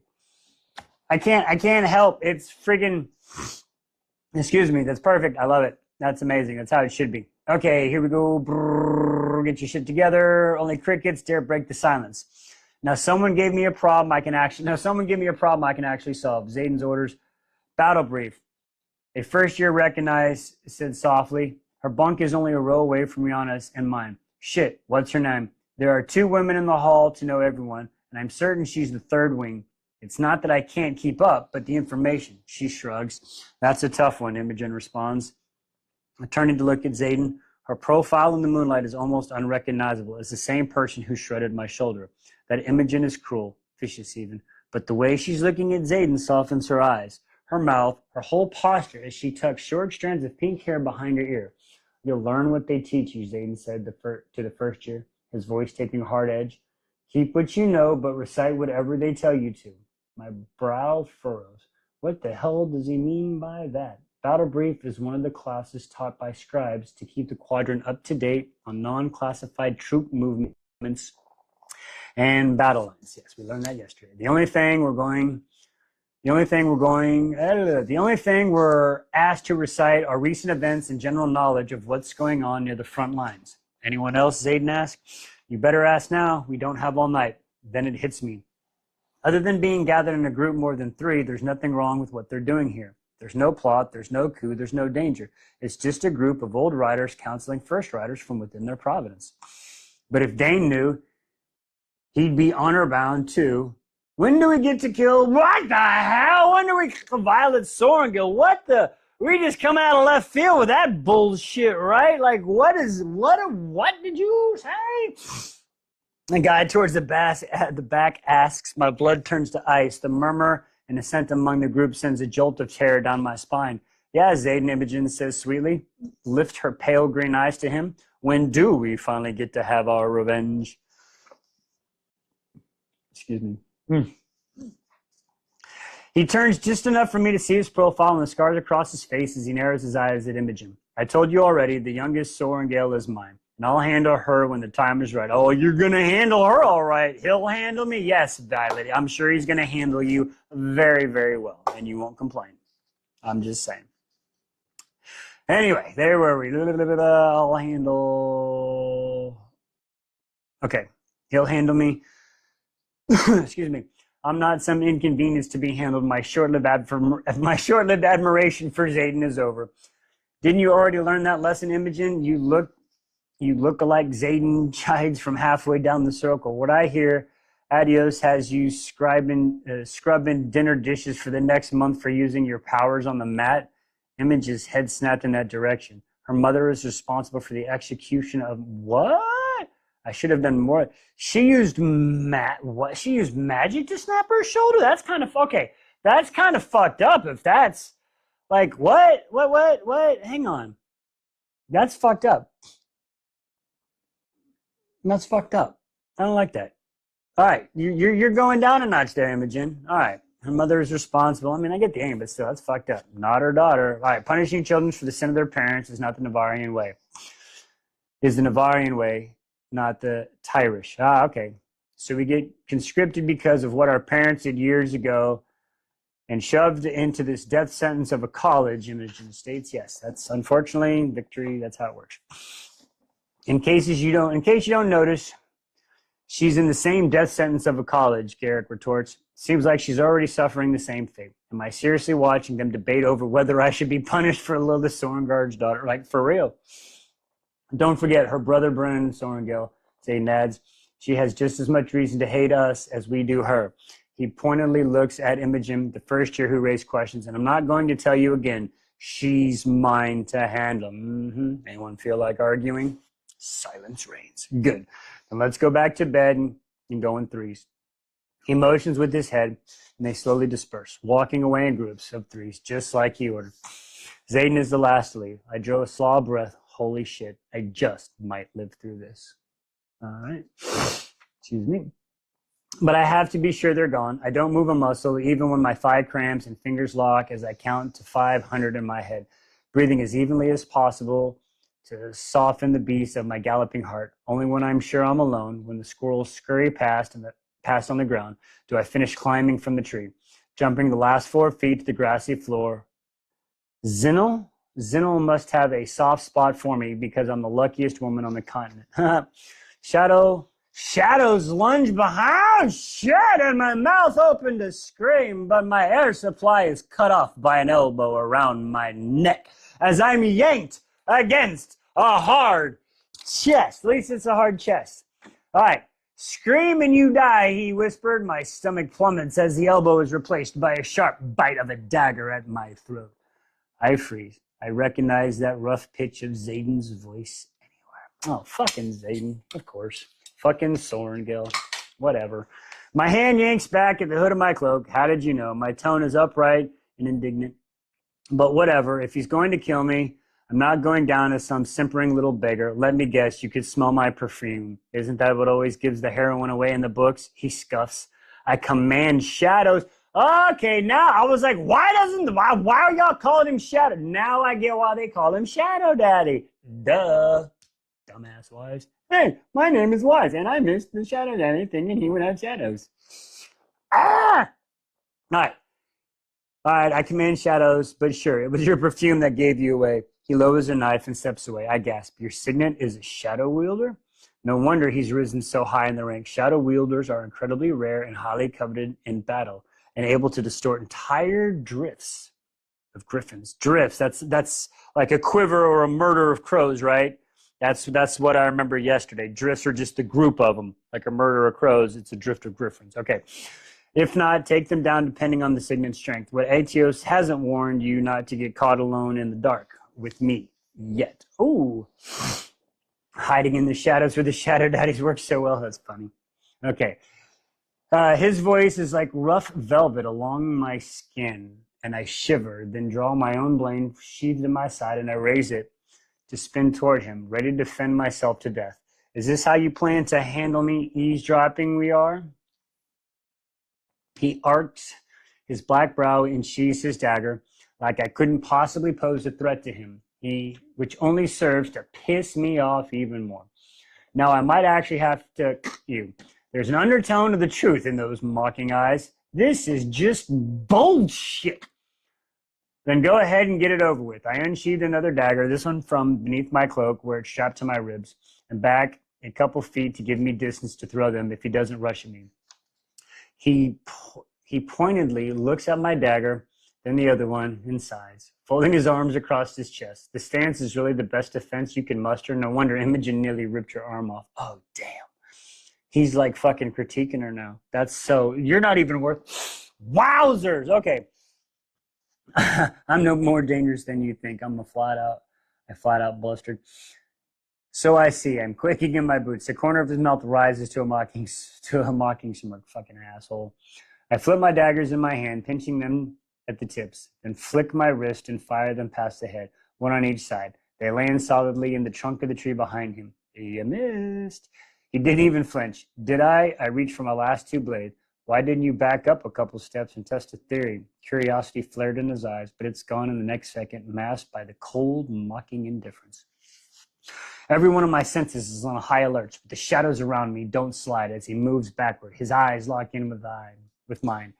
His back hits a tree, and the hilts of my dagger brush the ears. Tell me again I missed, I threaten, taking the dagger in my right hand by the tip. Fascinating. You look all frail and breakable, but you're really a violent little thing, aren't you? Ah! An appreciative smile curves his perfect lips as the shadow dances up the trunk of the oak tree, taking the form of fingers. Oh, that's kind of cool. Wait, what? No, hang on, what? Oh, that's kind of cool. Okay, so pluck the daggers from the tree and bring me to them. Zading's waiting hands. Wait. Appreciative smiles, his perfect lips, as the shadows dance up the oak tree. Okay, so the shadows do grab the daggers. Okay. They pluck the daggers from the tree, waiting in the hands. My breath abandons me with a sharp exhale. He has the kind of, oh, cool, there's a free page, cool. He has the kind of power that could end me without him having to do much as lift a finger. Shadow wielding. The futility of even trying to defend myself against him is laughable. Excuse me. I hate how beautiful he is. Jesus Christ, Vi. He's about to... Wow. Okay. How lethal his abilities make him as he strives toward me, shadows curling around his footstep. He's like one of those poisonous flowers I've read about from the Sinus forest to the east. His allure is a warning not to get too close, and I am definitely too close. Switching my grip from the hilts of my dagger, I prepare for the attack. You should show that little trick to Jack Barlow, Zayden says, turning his palms upward and offering me the daggers. I'm sorry, this is a trick? It has to be a trick. He moves closer, and I lift my blades. My heart stumbles, the beat irregular as fear floods my system. The neck-snapping first year who's publicly vowed to slaughter you? Zayden clarifies as the blade presses against his cloak at the level of his abdomen. He reached under my cloak and slides one blade, into the sheath of my thigh. Jesus Christ, guy. Okay, hey, I'm gonna need you to turn it down, Zayden. Jesus Christ. What the hell? Wow. He then pulls the side of my cloak, pauses. She gazes the locks at the length of my braids where it falls over my shoulder, and I can swear he stops breathing for a heartbeat, but he slides the remaining dagger into one of the sheaths of his ribs. He'd probably think twice about plotting your schmurger if you threw a few daggers at his head. This is bizarre. This has to be some kind of game meant to confuse me, right? And if so, he's playing it really fucking well. Nah, take a bow, my guy. He glances at the dagger poised at his stomach. Do you plan on telling anyone about my little club? His eyes meet mine, and there's nothing but cold, calculating death waiting there. No, I answered truthfully, suppressing a shiver. Why not? His head tilts to the side, examining my face like I am an oddity. It's illegal for the children of the separatist officers to assemble in groups larger than 3. I'm well aware. I lived at Bazgaiath longer than you. I lift my chin. And you're not going to run off to mommy or your precious little Dane and tell them that we've been assembling? His gaze narrows on mine. My stomach twists just like it did before. I step out of the parapet like my body knows that whatever action I take next will determine my lifespan. You were helping them. I don't see why that should be punished. It wouldn't be fair to him or the others. Was their little meant illegal? Absolutely. Was their little meeting illegal? Absolutely. They should die. Should they die? Should they die for it? Absolutely not. That's exactly what will happen if I tell. Those first years will be executed for nothing more than asking for tutorial, and then the senior cadets will join them because they helped. I'm not going to tell. He looked at me like he's trying to see through me, and ice prickles my scalp. My hand is steady, but my nerves tremble at what the next 30 seconds might bring. He can, right here, toss my body into the river. No one will know I'm gone until they find me downstream. But I won't let him end me without drawing blood first. That's for damn sure. Interesting, he says softly. We'll see if you keep your word, and if you do, then unfortunately it looks like I owe you a favor. Then he steps away, turns and walks off, heading back towards the staircase, the cliff that leads to the citadel. Wait, what? You're not going to handle me? Why would you yell that out? Just go home. Jesus Christ. Moist, she wants it. I call him after not tonight. He tosses over his shoulder. I scoff. What are you waiting for? It's no fun if you expect it, he answers, striding off into the darkness. Now get back to bed before your wing leader realizes you're out after curfew. What? You're my wing leader. But he's already disappeared in the shadows, leaving me talking myself like a fool. Nah, he didn't even ask what was in my satchel. A slow smile spread across my face as I tuck my arm into my sling, sighing with relief as the weight is taken off my shoulder. A fool with some funnel-y berries. Wow. Yeah, you all want to be handled, you dirty little... excuse me. Okay, this next one is a little long chapter. Okay, so we're going to take a quick second break. I got a little bit of pizza here. I want to have a little bite of pizza. So let's take a quick little break here. We're going to keep chatting and talking. Sorry for jumping in on you. My mouth's watering. I think that's why we're having a little bite of pizza. I'll try to do my best not to be all chewy in your ears and stuff. So, okay, sorry. Homemade pizza is so good. Pizza break.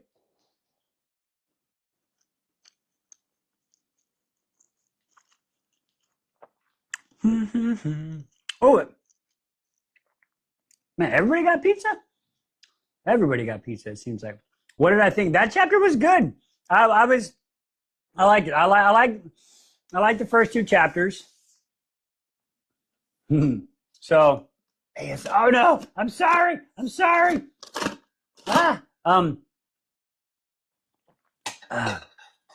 Yeah, no, that chapter was cool. I like that. I like how that kind of worked out. I like how we got to see that side of Zayden right there, how he's just trying to help everybody out. That was cool. See, I told you, everybody tried to make Zayden seem like he's a bad guy. He's not a bad guy. He's not a bad guy at all. A lot of foreshadowing. Okay. Oh my God, y'all are up to 27.4K. That's crazy. Violent, right? Yeah, that was a cool line. That was a cool line. Mm. Mm-hmm.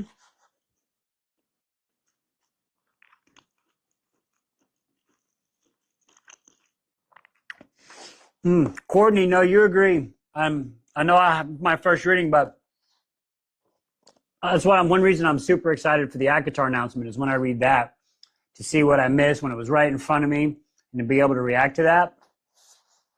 That's going to be cool. That's awesome. Okay, what is that last name? What is Liam's last name? We can figure that out. Can we figure that out really quick? Over here giving insight. That's awesome. All right. Never a fan of rereads. Mari. Liam Mari. Okay, that's so easy. So easy. Liam Mari. Liam Mari. Okay. All right with that one? Mm.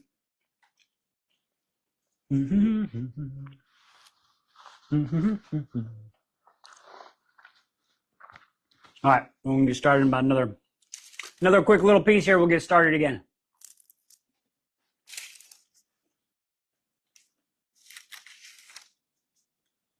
He's another fan favorite. Okay, okay. Okay, okay. Oh no, I'm not rushing you. You're fine. Trust me, you're good. More complicated than that. Is Liam everything Ethan wants to be? Like, don't get me wrong. I love Ethan. He's got so much potential, but he's still so young. He's still so young.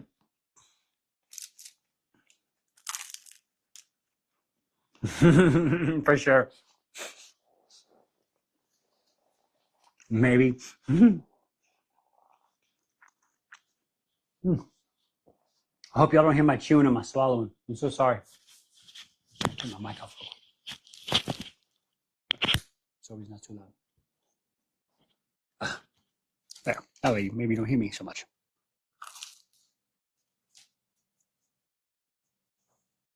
Mm-hmm.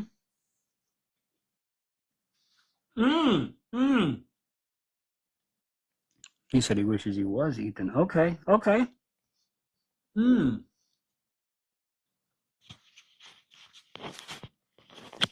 All right. Now, I'm going to check this really quick. All right. Are we ready?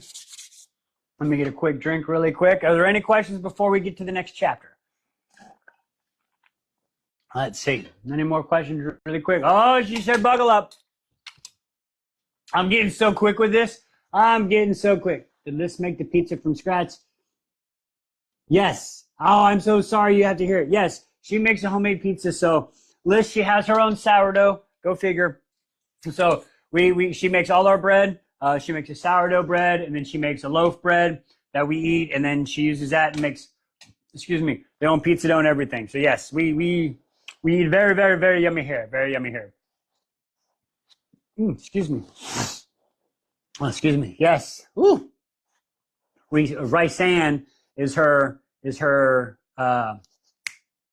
sourdough's name. Riceanne. Yes, it's delicious. We have it probably at least like once every 2 weeks. Like we used to have it every Friday, but now we're backed off because we have it so much. All right, are we ready? We dropped down on some people. Oh no, we dropped down because I was eating. I thought this was an AMR. And pizza and book in hand. Big world. Okay, it's a big world building chapter. Thank you, my love. I was wiping it on my legs and stuff. We're good. I'll mess up my pants over your book. She's going to beat me up. Big world building chapter next. I'm sorry. No violence. All right. Hands are clean now. Put that over there. All right. Wipe it here. All right. Here we go. All right. Chapter 8. Chapter 8 is, it seems like a pretty long one. Let's see. Lots of pages. All right. Here we go. Chapter 8. There is an art to poison, not often discussed. No, that is timing. Only a master can properly dose and administer for effective onset. One must take into account the mass of the individual as well as the method as delivery. I learned that from playing the game Hitman. You learn a lot about that in the game of Hitman. You know how many people I did not win successful missions because I didn't do the right increments of the poison? I'm just saying. All right, Chapter 8. The woman's hall is quiet as I dress in the morning. The sun barely peeking above the horizon in the far windows, and I take the dragon scale vest from where I left it to dry on the hanger at the end of the bed and slip it on over my short sleeve black shirt. Excuse me. It's a good thing I've gotten pretty adept at tightening the laces behind my back since Rihanna isn't in her bed. At least one of us is getting a few. Whoa, wait, we got a little bit of OGs here going on. At least one of us is getting a few much needed O faces. Sorry, I don't know what words we can and can't say again. I got in trouble earlier for saying a word. So Rihanna's, she's having some good O's. All right. Pretty sure there's a person or two scattered with their partner among the full bunks in here too. What? In the bunk area? Y'all get a room. The squad leaders talk a good game about enforcing curfew, but no one really cares. Well, except Dane. Of course, it's Dane. He cares about every rule. Dane, my chest tightens as I smile and finishing to braid in my hair a crown. Seeing him is the best part of my day. Oh, God. Even in the moment where he's consumed with trying to save me from this place. I grab my bag on the way out, passing by a row of empty beds that belong to a dozen women who haven't survived to see August, and shove open the door. There he is. Dane's eyes light up as he pushes off the wall of the hallway where he's obviously been waiting for me. Morning. I can't help but smile the curves on my lips. You don't have to escort me to duty every morning, you know. It's the only time I get to see you when I'm not your squad leader. He counters as he walks down the empty hallway past the halls that will lead up to our rooms if we survive the threshing. Excuse me. To me, it's worth getting up an hour early, though I still can't figure out why you'd choose breakfast duty over every other assignment. I shrug. I have my reasons. Really, really good reasons. Ha! I understand. Though I do miss the extra hour of sleep I had before we chose our assignments last week. A door on the right flies open. Dane darts in front of me, dragging me behind him with an arm, so I face plant to his back. He smells like leather and soap. Rihanna, he snaps. Sorry, Rihanna's eyes widen. I slip out of Dane's hold and move to his side so I can see her. I wonder where you were this morning. A grin spread across the face as Tara appears next to her. Hey, Tara. Hi, Violet.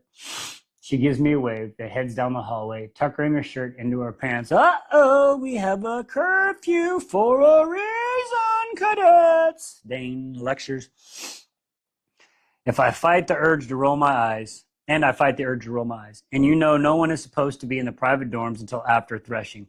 Maybe we were just up early, Rihanna counters, you know, like you are right now. She glanced between the two of us with a mischievous smirk. Dane rubs the bridge of his nose. Just get back to the dorms and pretend you'll sleep there, will you?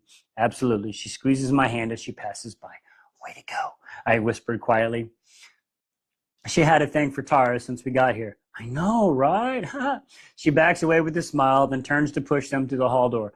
Monitoring the sex lives of first years was not what I had in mind when I applied to be a squad leader, Dane muttered, and we continued toward the kitchen. Oh, come on, like you weren't a first year last year. Like, for real, right? Excuse me. My nose. Sorry, folks. If he lifts his brow through eventually shrugs, fair point, and you're a first year now. His eye slides my way as we near the arch doorway that leads to the rotunda. His lips part like it's going to continue, but he looks away, pivoting to the door for me. Why, Dane Atios, are you asking me about my sex life? I let my fingers trail along the exposed fangs of the green dragon pillow and bite down the back smile as we walk by. No, he shakes his head, then pauses and thought, I mean, is there a sex life to ask about? Oh, what are you doing? We climb the steps that lead into the commons, and I turn just before... Wait, what? What was for face? What was that? I saw that. What is eyes only? What is happening? What is going on? All right, I'll talk to you later. I saw that. I'm watching you. All right, yeah. I agree. He's very, very loser behavior, Dana's, yes. You'll hack my email. You don't have to hack my email. You know the password. Anyway, all right, digressing. Sorry. Wife's plotting things in the freaking comments again. Anyway, okay. We climb down the commons, just turn. Since I got here, I tap my chin on the finger and smile. There's none of your business. Before I got here, still none of your business. Another fair point. His mouth curves into a grin that makes me wish it was his business. Though, oh, no, you don't. No, you stay away from that man. He's a bad boy. You don't like him. Damn it. I turn around before I do something utterly foolish, like make it his business. Oh, fucking Christ. All right. Well, I think we're just going to leave it right there, folks. I think we should stop there. You know what I mean? I don't like where she's going with this. I don't want to know. No. All right. We're going on. Sorry. Oh, God. Ah, Jesus. All right. Anyway, I turn around. We go into the commons, walk past the empty tables, entrance to the library. It's nothing as awe-inspiring as the scribe's archives, but it has every tome I'll need for studying here. Are you ready for today? Dane asked as with the gathering a hall for the challenge to start this afternoon. My stomach knots. I'll be all right, I assure him, but he moves in front of me, halting my steps. I know you've been practicing with Rihanna, but worry lines on his forehead. I've got it, I promise, looking into his eyes so he knows I mean it. You don't have to worry about me. Last night, whoa, okay, Oren Seifert. Last night, Oren Seifert's name was posted next to mine where Brennan said it would be. From the note, he's a tall blonde in first ring with tolerable knife skills, but one hell of a punch. I'll always be worried about you. Shut up, Dane. Nobody gives a shit. Go focus on other students, okay? Jesus Christ. You curling fist. Yeah. Don't. I shake my head. I can handle myself. I just don't want to see you hurt again. He's so fucking annoying. So fucking annoying. He's the guy I tell my kids to watch out for. I'm just saying. My ribs squeeze me like my heart in a vice. Then don't watch. I'll take his callous hand in mine. You can't save me from this, Dane. I'm going to be challenged once a week, just like every other cadet. Thank you. It's not going to stop there. You can't protect me from the threshing or the gauntlet or Jack Barlow. Exactly. Like, she's not going to go anywhere if you fucking feed her. It sucks, but you got to take a step back. If you truly love him, you take a step back. You just pick them up when they fall down. Anyway, sorry, digressing. You need to lay low with that one, Dane grimaces. Avoid that pompous ass whenever you can, Vi. Don't give him an excuse to come after you. He's already responsible for too many names on the death rolls, and the dragons are going to love him. They always go for the vicious ones. Really? The dragons do? I don't, really? That's how the dragons are? Sorry, I gotta move my chair back. That seems sketchy. No. All right, anyway. Just steer clear of him. I blink. The advice so different from Zayden's throwing a few daggers at his head approach. Fair. Zayden. A knot of guilt that's been lodged in my stomach since last week grows. Okay. Fraction bigger. Like, nobody's talking to you, you little listening device. Anyway. Okay, what was I? Not because I told Zayden, because keeping the secret. I wouldn't be, but because the secrets feel like the right thing to do. I've never kept a secret from Dane in my life. Violet, did you hear me? Huh? Dane asked, lifting a hand to cradle my face. Don't touch your face. Jerking my gaze to his, and I nod. Steer clear of Barlow. Oh, that's a good advice. But don't touch your face. He drops a hand and shoves it in the pocket of his pants. Hopefully he'll forget about all this little vendetta against you. Do most men forget about a woman who holds a knife to their balls? It's a very good point. I cock an eyebrow at him. No. You know, it's not too late to sneak you down to this. Oh my God, I am about to shove my size fucking 13 foot up your ass if you keep talking about sending her to the fucking scribe quarters, dude. Like, Jesus Christ, what are we doing? You're officially fucking chode too. I'm sorry. I am so tired of that shit. I'll be all right. I'll see you in formation. I give his hand a squeeze and walk away, leaving him as I make my way to the kitchen. I'm always here, and today is no exception. I pocket the vial of dried powdered fondly berries from my satchel and get started as the other workers come in, sleepy-eyed and grumbling. The powder is nearly white, nearly invisible, and I take my place in the serving line an hour later, completely undetected. I sprinkle it under Oren's scrambled eggs when he...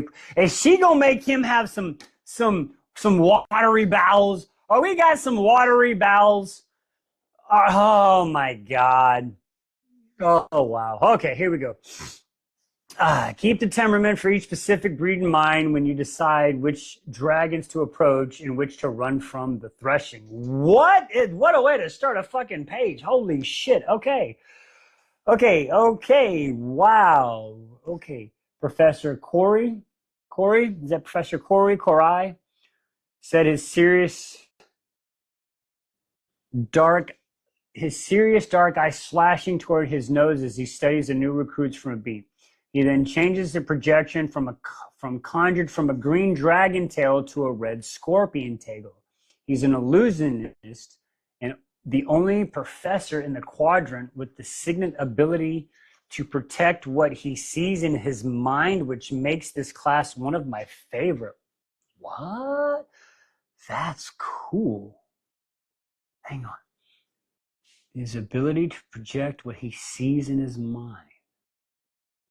That's cool, but if you couldn't control that, man, I could never go out in public because y'all be looking at my wife all day. Anyway, digressing. Okay, so he's also the reason I knew exactly what Oren Seifert looked like. Okay, what? Do I feel guilty about blatantly misleading a professor about why I needed to find another? Oh, no way. What a fucking... okay, so she has a conversation with him to figure out what fucking Oren actually looked like. That's fucking smart. No, he didn't cheat. Also, no. Exactly. That's not cheating. You are using your resources around you to the best of your abilities. Anybody else could have done the same thing. See, that's the thing. I'm sorry. I'm focus-wise. All right. The red scorpion tail in the center of the circle of our circled table, its fraction of its actual size, 6 feet tall at most, but an exact replica of the actual fire-breathing waiting in the vial for the threshing. Wow. Red scorpion tails like Garen here, right? Is it Garen? This red scorpion tail, Garen. I'm gonna wait a few seconds. G-H-R-I-A-N, Garen. Moving on. Okay. The quickest to temper. Okay. Professor Corey continues, but his perfectly trimmed mustache curves if he smiles at the illusion like he's the dragon himself. That's fucking cool. We all take notes, so if you offend him, you're lunch. Huh. Roddick says from the left, and the entire class laughs. Even Jack Barlow, who isn't quite glaring at me since the squad took over their quarter of the room half hour ago. Precisely, Professor Corey responds. So what's the best way to approach a red scorpion tail? You don't. He glances around the room. I know the answer, but I keep my hand to myself, heeding Dane's advice to laying low. You don't, Rihanna mutters next to me. Boom, baby, great minds think alike. And I huff under a laugh under my breath. They prefer that you approach from the left and from front, if possible. A woman from one of the other squad answers. Excellent. Okay, so red scorpion tails are front lefters. Okay, front and left and from the front. Excellent. For this threshing, there are 3 red scorpion tails willing to bond. The images change in front of us to a different dragon. How many dragons are there in total, Rihanna asks. 100 for this year, Professor Corey answers, changing the image again. But some might change their mind during the presentation in about 2 months, depending on what they see. Damn, the dragons can be like, what? Nope, yep, I'm out. Fuck this shit, I'm out. Fuck this shit, I'm out. Okay. All right, that's cool. My stomach hits the floor. 37 fewer than last year. Ooh, is the number going down each year? Ooh, what did somebody miss? Because I don't fight. Whoa, what's happening? Are we missing something? What's going on? More stuff in the chat. Am I missing stuff? 35.8K likes. Y'all are crazy. The dragons have the first and only say. I like that. I mean, hey, like, listen, if I'm gonna carry you on my back, you better go. Now the peeps are my peeps somehow. The dragons don't matter. I like it. All right, here we go. Back into it. Maybe even fewer than if they don't like the look after we have to parade. Oh, you got to be paraded around them by the pursual for their pursual for 2 days before the threshing. Then again, there's usually fewer cadet after that particular event anyway. Professor Corey's dark brown eyes raised. Yes, Cadet Sorengel, it is, and 26 fewer than the year before that. Fewer dragons are choosing to bond, but the number of rider entering their quadrant has remained steady. My mind whirls. Attacks at the eastern border are increasing, according to the every battle brief, and yet there are fewer dragons willing to bond in order to defend Navarre. It's going to stick that time. Will they tell you why they won't bond another first year ass? No, jackass, Jack scoffs. Fucking Jack. His icy blue gaze narrowing the cadet. Dragons only talk to their bonded riders just like they only give their full name to their bonded rider. You should know that by now.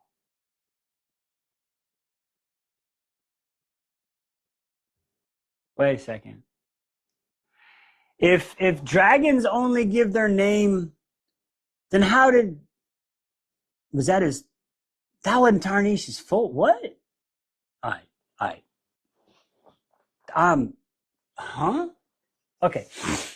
Anyway, here we go. You should know that. Professor Corey says Jack, a look that shoots the first year's mouth but doesn't stop him from sneering at the other cadets. They don't share for a reason, our instructor says. Anyone who respects their life won't ask questions they're not willing to answer. Do the numbers affect the words? Okay, her name is Arlie. Ask where she sits behind me, tapping her quill against the edge of her desk. She's never happy sitting still. Oh, she's like me. All right, Professor Corey's jaw ticked twice. We're not sure. The number of bonded dragon has never affected the integrity of Navarre's wards before. Excuse me, but I'm not about to lie to you and say that we're seeing increased breaches when you know from battle brief that we are. Okay. Excuse me. The words are faltering at a rate that makes my stomach tense every time Professor Devra starts her daily brief. Either we're weakening, either we're weakening or our enemies are getting stronger. Okay. Both possibilities meant the cadets in this room are needed more than ever. Fuck. Why is in the Tarnisha? What was that? I saw that. Why is what in the Tarnisha? Oh, that's funny. That's a t-shirt right there. What in Tarnisha is happening in here? Oh, that's funny. Oh, man. Okay. Back to where we... Okay. Battle brief. The words are faltering at a rate that makes my stomach tense. Even me. The images changed to... Oh, God. Okay. This is this blonde... Okay. Hang on. I had this conversation in the comments. It's the blonde. It's a female dragon's name. I have her nickname, but I don't want to say it. Segale, right? The images changed to Segale. Yeah, I'm seeing a yeah. Did I get it? Segale? I got it. Yes, let's fucking go, baby. Now, her name is Segale, but we all agree her nickname is Saggy. All right, Segale, a.k.a. Saggy. All right, cool. Segale, yes, we got it. All right, the navy blue dragon bonded to Zayden. My stomach pinches as I remember the way she looked right through me the first day. You won't have to worry about how to approach blue dragons since there are none willing to bond this threshing. But you should be able to recognize Segale if you see her, Professor Corey said. So you can fucking run, Riddick draws. I nod along while all the others laugh. Like, yeah, they ain't fucking joking, bitch. What are you talking about? What are you talking about? She's a blue dragon tail, the rarest of blues. And yes, if you see her without her bonded rider, you should run. Definitely find somewhere else to be. Ruthless doesn't begin to describe her, nor does she abide by what we assume to be what the dragons consider law. She even bonded the relative of her previous riders What? Which you all know is typically forbidden. Oh, we got rule breaker up in this bitch. Okay. Okay, Miss Segale. I apologize for the misinterpretation of your name yesterday. I apologize. I am fucking sorry, Miss Segale. You are your own beast and you do as you wish. Okay. Yes, Miss Segale. Segale. Segale, right? Segale. One more time, just making sure. I don't want to that she might get the respect on her name. Okay, wow. Woo! In fact, you see any blues, don't approach them, just run. Okay, run, Riddick repeats, raking his hands through his floppy brown hair. Run, Professor agrees, the smile, the mustache above his top lip quivering. There are a handful of other blues in active service, but you'll find them along the Esben Mountains in the east, where the fighting is most intense. They're all intimidating, but Segale is the most powerful of them all. Okay, Segale. Okay. Okay, Segale. Okay. Okay. Segale. Okay. Ziggy. Can we call her Ziggy? Ziggy? Is that a better name than Saggy? Like, do we call her Ziggy? Like Segale. Okay, I feel like I got to figure something out about her. Okay. Anyway, where were we? Sorry. She's got me impressed right now. They're all intimidating. My breath catches. No wonder Zayden can weld shadows. Shadows that can yank daggers out of trees. Shadows that can probably throw those same daggers. And yet, he let me live. I shove a kernel of warmth that he gives me far, far away. Probably just to screw with you. A monster playing with his prey before pouncing. No, I think he's... Okay. What about the black dragon? A black dragon? First year Jack. You mean Jack Barlow's chode ass? Fucking chode. There's one right here. Jack's face lights up. I want that one. Not that it's going to matter. Professor Corey flicks his wrist and Segale disappears and a massive black dragon takes her place. Even the illusion is bigger, making me crane my neck slightly to see its head. But just to appease your curiosity, since it's the only time you'll see him, here's the only other black dragon besides General Meldrin's. He's huge, Rihanna says. And it's a club tail. No, a morning star tail. Oh, shit, those are dangerous. He has the same bludgeoning power as a club tail, but those spikes will eviscerate a person just as well as a dagger tail. Damn, best of both worlds, Jack calls out. He looks like a killing machine. He is, Professor Corey answered. And honestly, I haven't seen him in the last 5 years, so this image is more than a little outdated. But since we have him up there, what can you tell me about the Black Dragon? They're the smartest and the most disconcerting, Orly calls out. They're the rarest, I added in. There hasn't been one born in the last century. Damn. Okay, so in this one, the Black Dragons are the most, not a gold. They don't have gold dragons here? Okay. Correct. Professor Corey spins the illusion again, and I'm met with a pair of glaring yellow eyes. They're also the most cunning. No such thing as outsmarting a black dragon. Why do I have a feeling that Vi is about to outsmart a black dragon somewhere in this fucking series? Oh, what's happening? Oop, what, sir? Ooh, am I going back on the comments? Uh-oh, hello. Uh-oh, what's happening? What's happening? I can't. What'd you do, Sean? What'd you do, Sean? Uh-oh, what's happening? What's happening? Is that a feather? Why is no, keep reading. They said keep reading. Okay, nothing's had, nothing to see here. Oh, on the cusp of something big. Oh, so let's just close the book and talk. Y'all just want to talk for a minute? Is that what's happening? We want to talk about this? Just keep swimming, just keep swimming. All right. Teasing's over. Right, digressing. Okay, so let's see. A pair of yellow glowing eyes. They're also the most cunning. There's no such thing as outsmarting a black dragon. There is, the one is a little over 100, which makes him about middle age. He's revered as a battle dragon among their kind. And if not for him, we probably would have lost during the Tyrish rebellion. Oh, damn. Added to that his morning star tail, and he's one of the deadliest dragons in Navarre. I bet he powers one hell of a signet. How do you approach him? Jack asked, leaning forward in his seat. The pure, what is that? what's that word? Avarice in his eyes. Avarice? Avarice? I know what that word is, but I just can't say it. Avarice. Anyway. All right, in his eyes mirrored by his friend next to him. It's the last thing the kingdom needs, someone as cruel as Jack bonding to a black dragon. No, thank you. You don't, Professor Corey answered. He hasn't agreed to bond since his previous and only rider was killed during the uprising. The only way you'd ever be near him is if you're in the Vale, which you won't be, because you'd be incinerated before you ever got through the gorge. It's so much more interesting to see someone who's much more observant than I am pick up on things. Okay, oh, sorry. The gorge, the pale redhead across the circle from me shift in her seat and tugs her sleeves down to cover her rebellion relic. Someone should ask him again, Jack urges. It doesn't work that way, Barlow. There is only one other black dragon which is in service, General Milligan, Sawyer says. His book is closed in front of him, but I can't blame him. I'd hardly be taking notes either if this is what the second time I've gone through this class. Whoa. Coda? Is that the name? Coda? Codagh.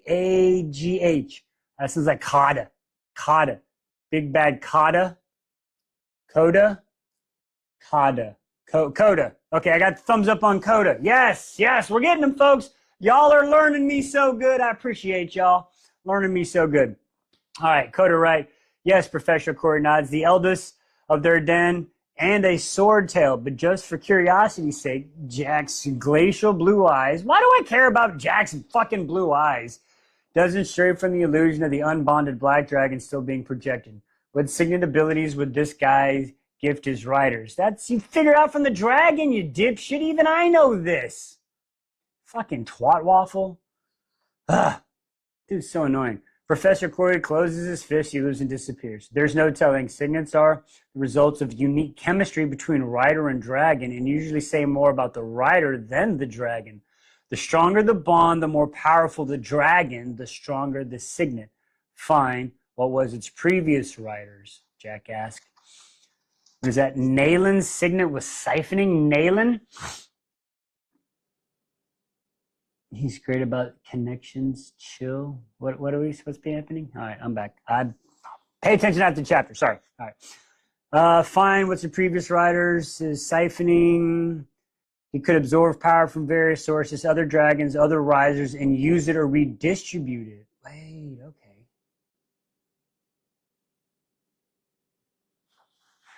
So a dragon and the power that they give the rider could actually change if the writer, depending on the chemistry of the two, is that before I go on, I just want to make sure I get that right. Or is it just like a deviation of the same power, or could it completely change?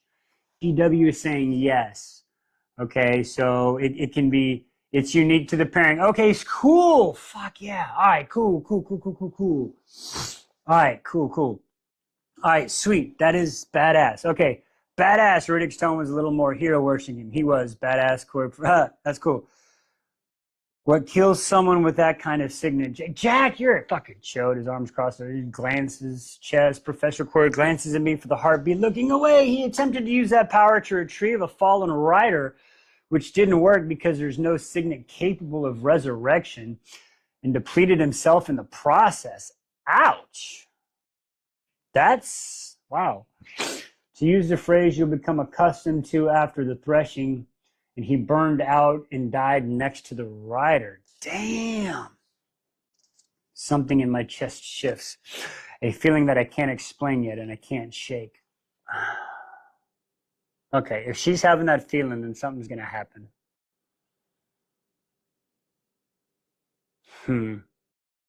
What is that? The bell rings, signaling the hour is up. We begin to gather our things. The squad filter out to the hallway, emptying the room. And I raise from behind my desk, shouldering my satchel as Rihanna waits for me. By the door, a puzzled expression on her face. It was Brennan, wasn't it?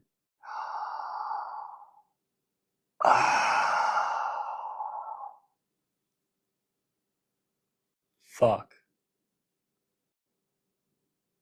Sadness fills his gaze as he meets mine. Yes, he died trying to save your brother. but Brennan was too far gone. That's crazy. Damn.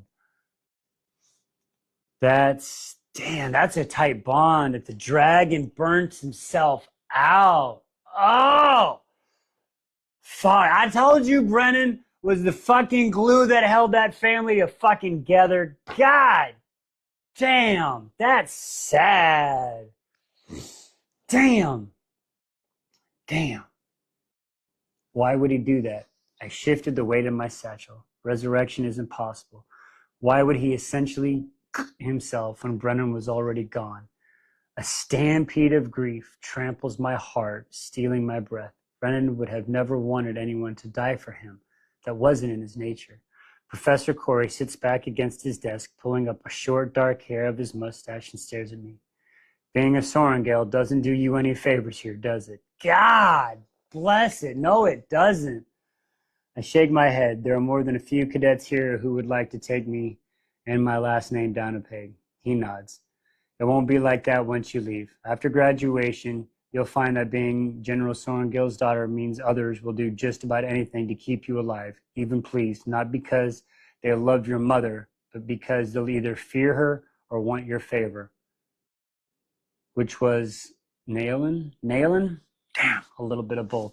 And sometimes it's hard for a writer with this signet that powerful to accept his limits. Oh.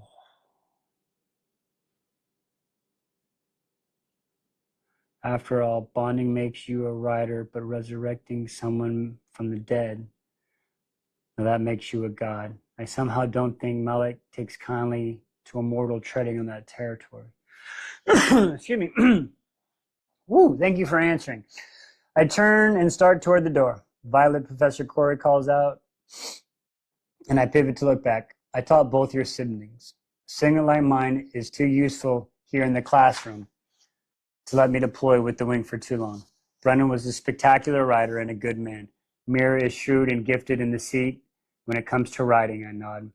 But you're smarter than both of them. Hell yeah. Love this fucking guy. I love that he's fucking gas her up. Let's go. All right, smarter than both of them. I blink. It's not often I get compared to my brother and sister and somehow come out on top. Fucking even more. From what I've seen of you helping your friends study in the Commons every night, it seems you might be more compassionate too. Don't forget that. Thank you for being smart and compassionate isn't going to help me when it comes to the threshing. Fuck, I mean, realist too. Self-deprecation lapse in scale. Hey, I know that word. Somebody tells me I do that all the time. You know more about dragons than anyone else in the quadrant, probably anyone else on the continent. They chose strength and shrewdness. Oh, excuse me, I gotta fill my tea up soon. They choose for reasons they don't see fit to share with us. He pushes off his desk. And not all strength is physical, Violet. I nod because I can't find any appropriate word for the well-intentioned flattery and head over to meet Rihanna at the door. The only thing I know for certain right now is that compassion isn't going to help me on the mat after lunch. Damn! All right, now we're at a page break. I guess we're halfway through the chapter there. All right, here we go. I am so nervous I could puke. Calling some dinosaurs as I stand on the side of the wide black mat watching Rihanna beat the ever-loving shit out of her opponent. Get it, girl! It's a guy from Second Wing, and it takes almost no time for her to get to him into a headlock, cutting off the air supply. It's a move she tried her best to drill into me over the last couple of weeks. She makes it look so easy, I said to Dane. Fuck Dane. As he stands at my side, his elbows brushing me. He's going to try to kill you. What? I glance up and then follow his line of sight 2 mats over. Dane's glaring daggers at Zayden across the mat, a look of sheer boredom on his face as Rihanna squeezes the neck of the second wing first year tighter. Your opponent says softly, I overheard him and a few friends. They think you're a liability to the wing, thanks to the Barlow kid. He gazes his shift over to Oren, who's sizing him up like a damn plaything he's planning on breaking. But there's a greenish twinge in his complex that make me grin. I'm going to be fine. I recite because that's my fucking mantra. Sorry, little bring me the horizon fucking brow time. All right, sorry. Mantra. All right. I'm stripped down to the dragon scale vest that's starting to feel like second skin in my fighting leathers. All 4 of my daggers are sheathed, and if my plan goes correctly, I'd have more to add in my collection soon. The second wing first year passes out, and Rihanna raises victorious as we clap. She leans over her opponent and removes a dagger at her size. Looks like this is mine now. Enjoy your nap. She pats him on the head, which makes me laugh. Not sure why you're laughing, Soaring Gale, a sneering voice calls out from behind me.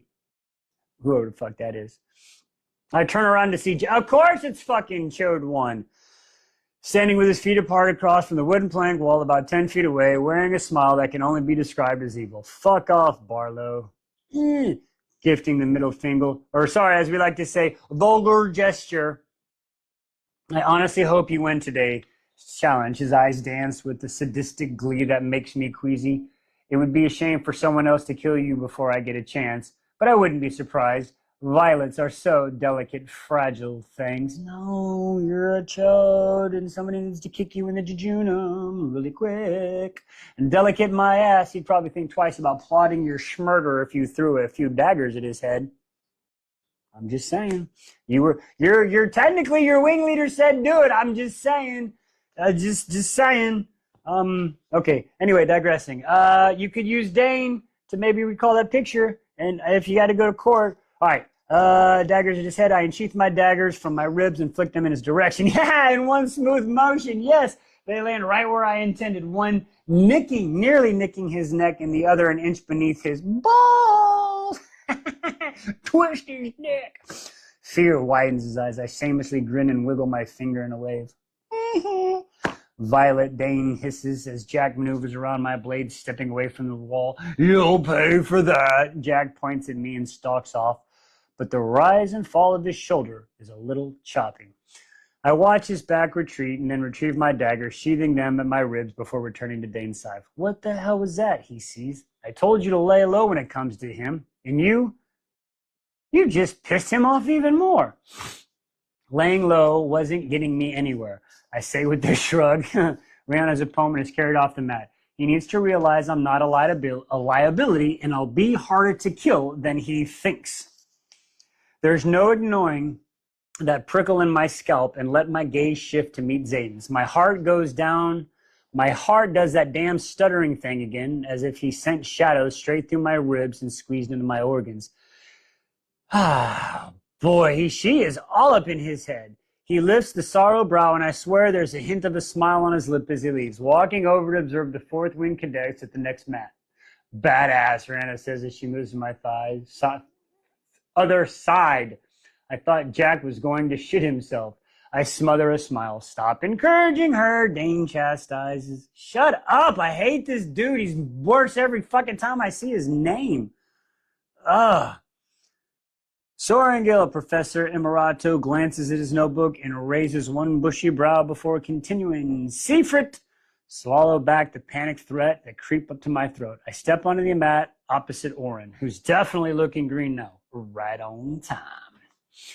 I have prepared the best I can, wrapping my ankles, my knees, just in case he goes for legs. Don't take it personally, he says as we start to circle, both our hands raised. But you'll only be a hazard to your wing. He charges at me, but his footwork is sluggish, and I spin away, landing a punch to his kidneys before bouncing back on my heels and palming a dagger. I am no more hazard than you are, I accuse. His chest heaves once, and sweat dots his forehead, but he shakes it.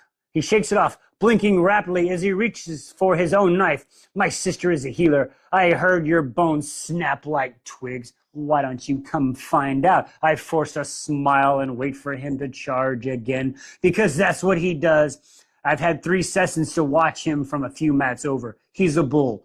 All power, no grace. His entire body rolls like he's going to vomit. He covers his mouth with empty hand, breathing deeply as he's standing straight up again. I should attack, but instead I wait. He then charges, his blade held high in a striking position. My heart pounds as I wait for the torturous heartbeat, and it takes him to reach me. My brain somehow convincing my body to hold my ground until the last possible second. He swings the knife downward, and I dodge to the left, nicking his side with my blade in a precise, then turn and deliver a kick to his back. Sparta! sending him sprawling. Now! He falls to the mat and I take immediate advantage, digging a knee into his spine like Imogen had me and putting my blade to his throat. Yield! Who needs strength when you have speed and steel? No, he shouts, his body undilates under mine. Yeah, his body undilates under mine, and he retches up. Oh, and he retches, bringing up everything he's eaten since breakfast. He's like, Billy Bob, call him some dinosaurs, and splatters it across the mat. So fucking gross. Oh my God. Oh my God. Oh my God. Rihanna calls out, disgusting, dripping from her tone. Yield, I demand again, but he's heaving in earnest now, and I have to pull my knife away so I don't accidentally slit his throat. He yields, Professor Amaretto declares, his face contorted in revulsion. I sheath my blade, climb off, dodging the puddles of sick. Then I take the dagger of Orin, dropped a few feet back as he continues to vomit. The knife is heavier and longer than my others, but it's mine now, and I earned it. I sheathed it in the empty place on my left thigh. You won, Rihanna said, clasping me in as a hug as I walk off the mat. He's sick, I say with a shrug. I'll take being lucky over good any day, Rihanna counters. I have to find someone to get this cleaned up. Why can't I read today? Or any day. Dane says his own complexion turning peaked. I won. I'm not gonna lie. That scene reminds me of what is it? Oh, da da da! I saw the sign, and you woke up. What is that? Pitch Perfect. Pitch Perfect. When you want me to let go? I can let go. Blah. That's what I pictured right there. That's what I pictured right there. Okay, sorry, digressing. Back into it. Chapter's almost done. All right, timing is the hardest thing about my plan. I win. The next week, when a stocky girl from first week can't concentrate long enough to throw a decent punch thanks to a few Leonoral mushrooms and their hallucinogenic properties. Is that something in the Leighorrel mushrooms? Are those real things? Do we have any botanists in here? Are those what would they be like? Like, not death cab mushrooms. Like what are those like? So that's just research purposes, you know what I mean? All right, and their hallucinogenic properties that somehow wind up in her lunch. That's hilarious. Oh, that's why she's working in the kitchen too. It's more than that. Oh, but you can't poison everybody through it, can you? Like, that's wild. Wow. Okay, anyway. She gets a good kick to my knee, but nothing a few days and the wrap won't heal. I win the week after that when a tall guy from Third Wing stumbles because his large feet temporarily lose all feeling, courtesy of Zaina. Root that grows. What the heck? Can I get some of that for my back issues? Holy shit. On the outcrop of the ravine. My timing is off a little, though, and he lands a few good punches to my face, leaving me with a split lip and a bruise to the color of my cheek for the next 11 days. But at least he doesn't break my jaw. Okay. I win again the next week when Boxium cadet's vision turns blurry mid-match on account to the Tarasil leaves that found their way into her tea. Jesus Christ. This is so gangster. She's just like, a little bit for you, a little bit for you. Man, that's fucking hilarious. All right, tossing me, leaves find their way. She tosses me to the mat, delivering some overwhelming pain kicks into my abdomen that leaves a colorful contusion and none distinct boot print on my ribs. I almost broke down and went to see no one after that one, but I gritted my teeth, hell yeah, and wrapped my ribs, determined not to give others the reasons to weed me out, like Jack or any marked ones wanted. Excuse me about that. Okay, excuse me, sorry. I earned my 5th dagger. This one with the pretty ruby in the hilt. The last challenge in August when I take a particularly sweaty guy with a gap between his front teeth to the mat. Oh, Michael Strahan. The bark of the carmine tree that finds its way into his water skin makes him sluggish and ill. The effects are a little too similar to the fontal berries, and it's just a shame that the entire 3rd Squad Claw section suffered the same upset stomach. That's funny.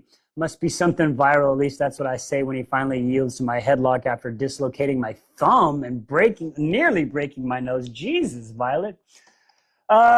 P's back. We are on the page 102, about to finish chapter 8. Okay. Okay, come September, there's a spring in my step as I walk onto the mat. I've taken down 5 opponents without killing any of them, something a quarter of our year can't say after almost 20 more names that have been added to the death toll. So we're at 90 names to the death toll now. Wow. 90 names already. Okay. I roll my sore shoulders for my first opponent, but Rama Corey? We're in September. We're already in September. Wake me up when September ends. Wait, because September is October. October's the threshing. Ha! I see what we did here. I see what we got. I see why y'all like that, I think. Okay. So, Violet, step forward. So, Violet, Professor Emeritus is scratching your short black beard. We're supposed to challenge Rima, but she's taken to the healers because she can't seem to walk a straight line. Peels of the walnut fruit will do that when ingested raw. Say like when they're mixed with an icing on your morning pastry. This is so diabolical. That shit's too bad. You served it too or too early. Damn it. Should I start already backing up to get off the mat? I'm happy to step in. That voice, that tone, that prickle of ice along my scalp. Oh, hell, no. You sure? You sure about that? You sure? Zayden. Fucking Zayden. All right, Zaddy. Be nice to my girl. Be nice to my girl. Fucking Zaddy. Oh, man. All right, we're on chapter 9 right now. I'm going to take a quick bite really quick. What the heck?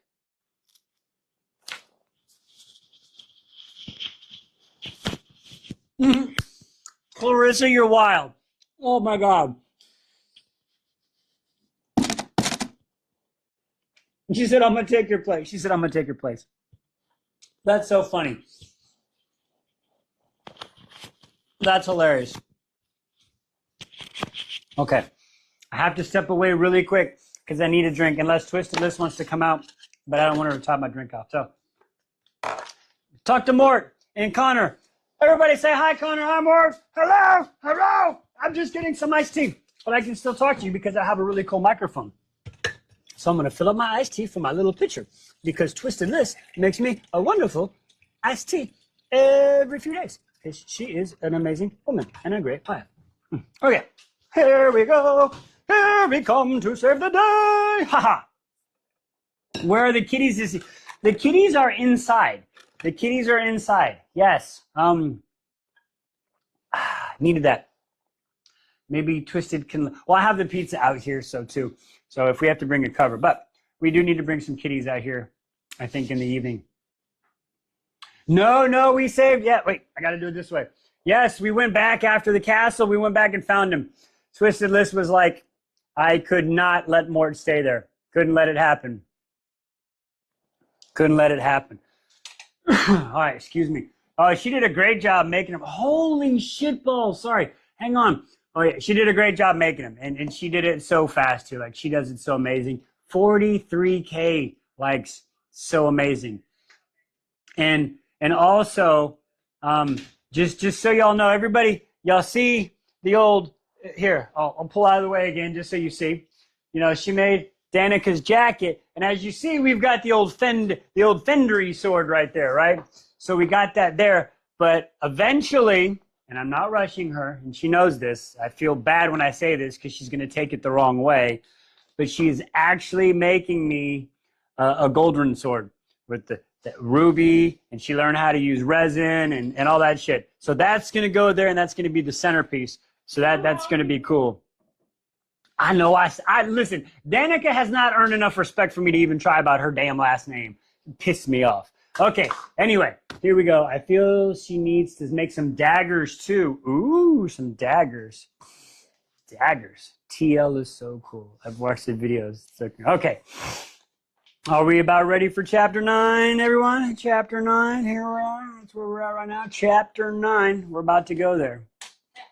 Cat, but oh, we got one of the kitties out here. We'll see who shows up first. Yes, we are. Okay, we're ready. Who's the first kitty out here? Oh, we got a hoobie. We got a hoobie out here. That's my little old cat one. That's what I was saying. No rush or demands. Oh yeah, no, you're fine. You're fine. Time for some mat time. Oh boy. Mat time with Zaddy. Oh wait, we getting mat time with Zaddy? Rowan got moored at the end and mounted him on the front door of the gate. Yes, DW. I like that. I like that idea. That's awesome. I like that. But if not, I use my black salt portal and I saved him. I'm gonna figure that whole back thing out. No, Mort doesn't. He's just annoyed with her. Mort's a little angry, okay? Nobody really loves Mort. Okay, chapter 9. Here we go. We're gonna give a few quick seconds just to make sure. Stretch the back out. All right, here we go. Ready? Chapter 9. Rowan can have more when Wise is done with him. There you go. 0 to hate real fast. I love it. Okay, here we go. Back at it. All right. In chapter 9, I will not die today. Well, there we go. Violet Soren goes personal addendum to the book addendum. I can't speak today. Addendum to the book of Brennan. All right, chapter 9. How long is this chapter really quick? Man. Okay. Not too long. Okay, we maybe, I don't know. We'll see what's happening. All right. I'm so completely screwed. Xaden stepped forward. All 6 foot everything of him, dressed in midnight fighting leathers and a tight-fitted short-sleeve shirt that only seems to make the shimmering dark rebellion relics on his skin seem like an even bigger warning, which I know is ridiculous, but somehow true. Lady boner. She's got a listen. I'm not trying to be rude, y'all. She got a little lady boner. Just looking at him. Tell me she doesn't. I ain't gonna lie. My heartbeat kicks up into full gallop as my body knows the truth. My mind hasn't just quite accepted yet. See, I'm about to have my ass kicked or worse. Oh, she said I'm feral. Ah, that's fucking great. We all do it. Y'all are a riot. That's fucking great. Y'all are all in for a treat, Professor Imaretto says, clapping his hands. Xaden's one of the best fighters we have. Watch and learn. Of course you are. I'm murdered as my stomach twists like I'm the one who's been snacking on Wallenwind fruit peels. A corner of Xaden mouth rise in a smirk, and the gold flecks in his eyes seem to dance. The sadistic ass is enjoying this. My knees, ankles, and wrists are wrapped. The white cloth protecting my healing thumb a startling contrast against my black leathers. A little out of her league, don't you think? Dane argues from the side of the mat, tension radiating from every word. Figure it out, Dane. She's got to learn. Oh, I fucking hate this douche. Relax, Atos, fucking chode. Xaden looks over my shoulder, his gaze hardening toward where I know Dane is standing, where he always stands when I'm on the mat. The look Xaden gives him makes me realize he's been taking it easy on me in the glaring department. Oh. She'll be in one piece when I'm finished teaching her. Okay. I hardly think it's fair, Dane's voice raises. No one asked you to think, squad leader. Xaden fires back as he moves to the side, discarding every weapon on his body. And there's a lot of them. And handing them to Imogen. Jesus, he's coming in bare. Oh, Jesus. A bitter, illogic taste of jealousy fills my mouth, but there's no time to examine the particular oddity. Not when there were only seconds before he was in front of me again. You don't think you'll need those? I asked, palming my own blades. His chest is massive. I bet that's not the only thing that's massive. His wide shoulders and heavy muscled arms alongside this target, this big should be easy to hit. No, it ain't. This dude can fucking move. Watch. Nope, not when you brought enough for both of us. A wicked smile curves his mouth as he stretches his hand out and curls his fingers. Income hither motion. Let's go. My heart beats faster than the wings of a hummingbird. Damn, and I take a fighting stance as I wait for him to strike. The mat is only 20 feet in either direction, and yet my entire world narrows as it confines to the dangers within. He's not in my squad. He can kill me without punishment. I fling a dagger straight into his ridiculously well sculpted. How are you fighting a dude and noticing how sculptured his chest is? What is happening? Is he making his pecs do the peck dance too? Like, wake my way downtown. Apparently, and she's better than me because I can barely fucking read and keep my concentration up with this guy. Like, what is happening? She's throwing daggers and shit. Oh, that was funny the way you picked her up. Sorry. Sack of potatoes. All right. Wide shoulders, heavy muscle. Let's go. Faster than a hummingbird. Well sculpted chest. He fucking catches it and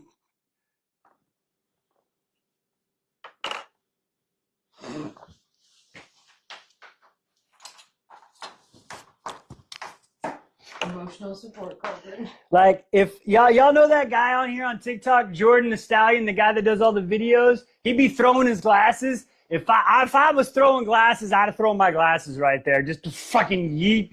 Like, what are you fucking see? He catches it? Oh my God, I've already seen that move. Holy shit, he's fast. I'd have to be faster.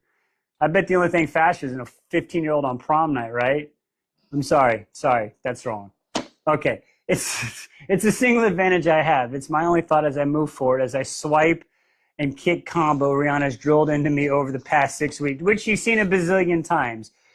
He artfully dodges my blade and then captures my leg. The air spins and I slam onto my back. Then sudden impact driving the air from my lungs. But he doesn't go for the kill. Instead, he drops the dagger he's caught and kicks it off the mat. Oh, she's like on an episode of Survivor, outmatched, outwit, outplayed in every aspect right now. Oh my God. Okay, he doesn't go for the kill. He drops the lungs and kicks it off the mat. A second later, when the air squeaks into my lungs, I lunge up with the next blade and going for the thigh. He blocks my strike with the forearm and then grips my wrist with his opposite hand and plucks the knife out of my hand, leaning down so his face is only inches away from mine. Saki, stay away from the pizza. Going for blood today, are we? Going for blood today, are we violence? He calls her violence? Y'all, this is getting thick, okay? This is starting to get pretty fucking thick up in here. What is, hey, it's my emotional support sword, not for you. Jesus Christ, oh my God, violence, he whispered. The metal hits the mat again and he kicks me past my head, out my reach. He's not taking my daggers to use against me. He's just arming me just to prove he can. That man can do whatever he wants with her, can he? Isn't that right? All right. My name is Violet, I see. I think my version fits you better. He released my wrist and stands, offering me a hand. We're not done yet. My chest, he's still recovering from the way he's knocked the wind out of me, and I take the offering. He tugs me to my feet, then twists my arm behind my back, yanks me against his hard chest, pinning out our joined hands before I have a chance to get my balance.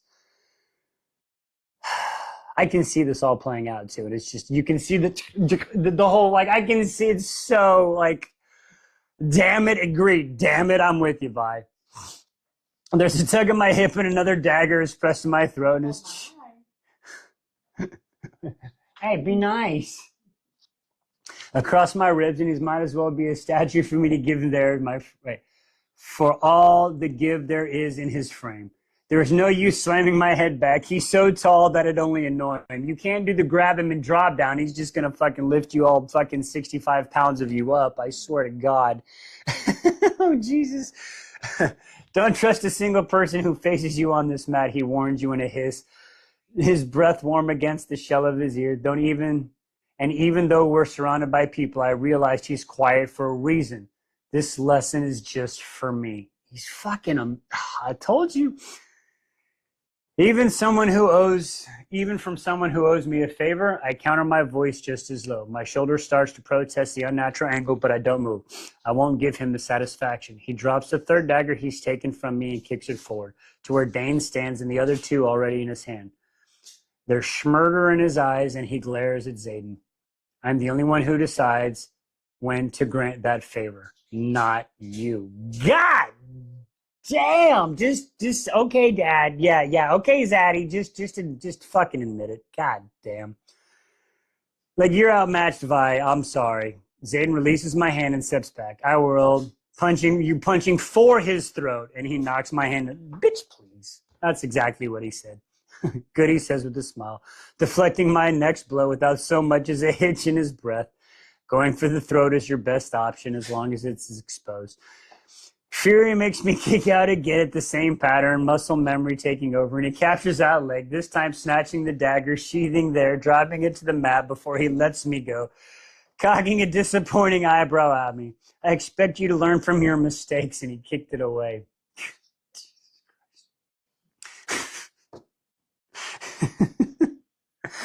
Oh, God bless America. I only have 5 left, and all sheathed in my ribs. Gripping one and putting my hands up defenselessly, I begin to circle him, and to my absolute annoyance, he doesn't even bother facing me. He just stands there at the center of the mat, his boots planted on his arms. I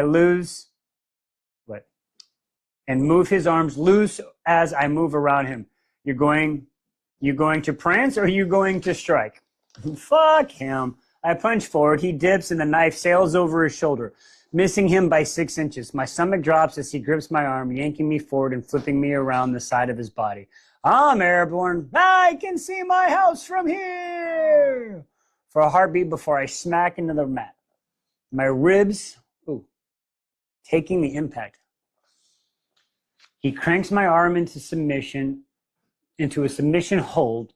A white-hot pain shoots down the limbs as I cry out, dropping the dagger, but he's not done. No, his knee in my ribs, and though he holds my arm captive with one hand and plucks the other dagger from the sheath, he flings it towards Dane's feet, and before taking another and holding the tender area where my jaw meets my neck, he then leans closer. Taking out your enemy before the battle is really smart. I'll give you that. I knew it. He was fucking on to you the whole time. Oh, gods, he knows. He knows what I've been doing. The pain in my stomach is nothing compared to the nausea churning in my stomach at the thought of what he might do with that knowledge. Problem is, if you aren't testing yourself in here, he scrapes. God damn it, he's right. You don't test yourself in practice, what's going to happen on the battlefield? I mean, god damn you, fucking...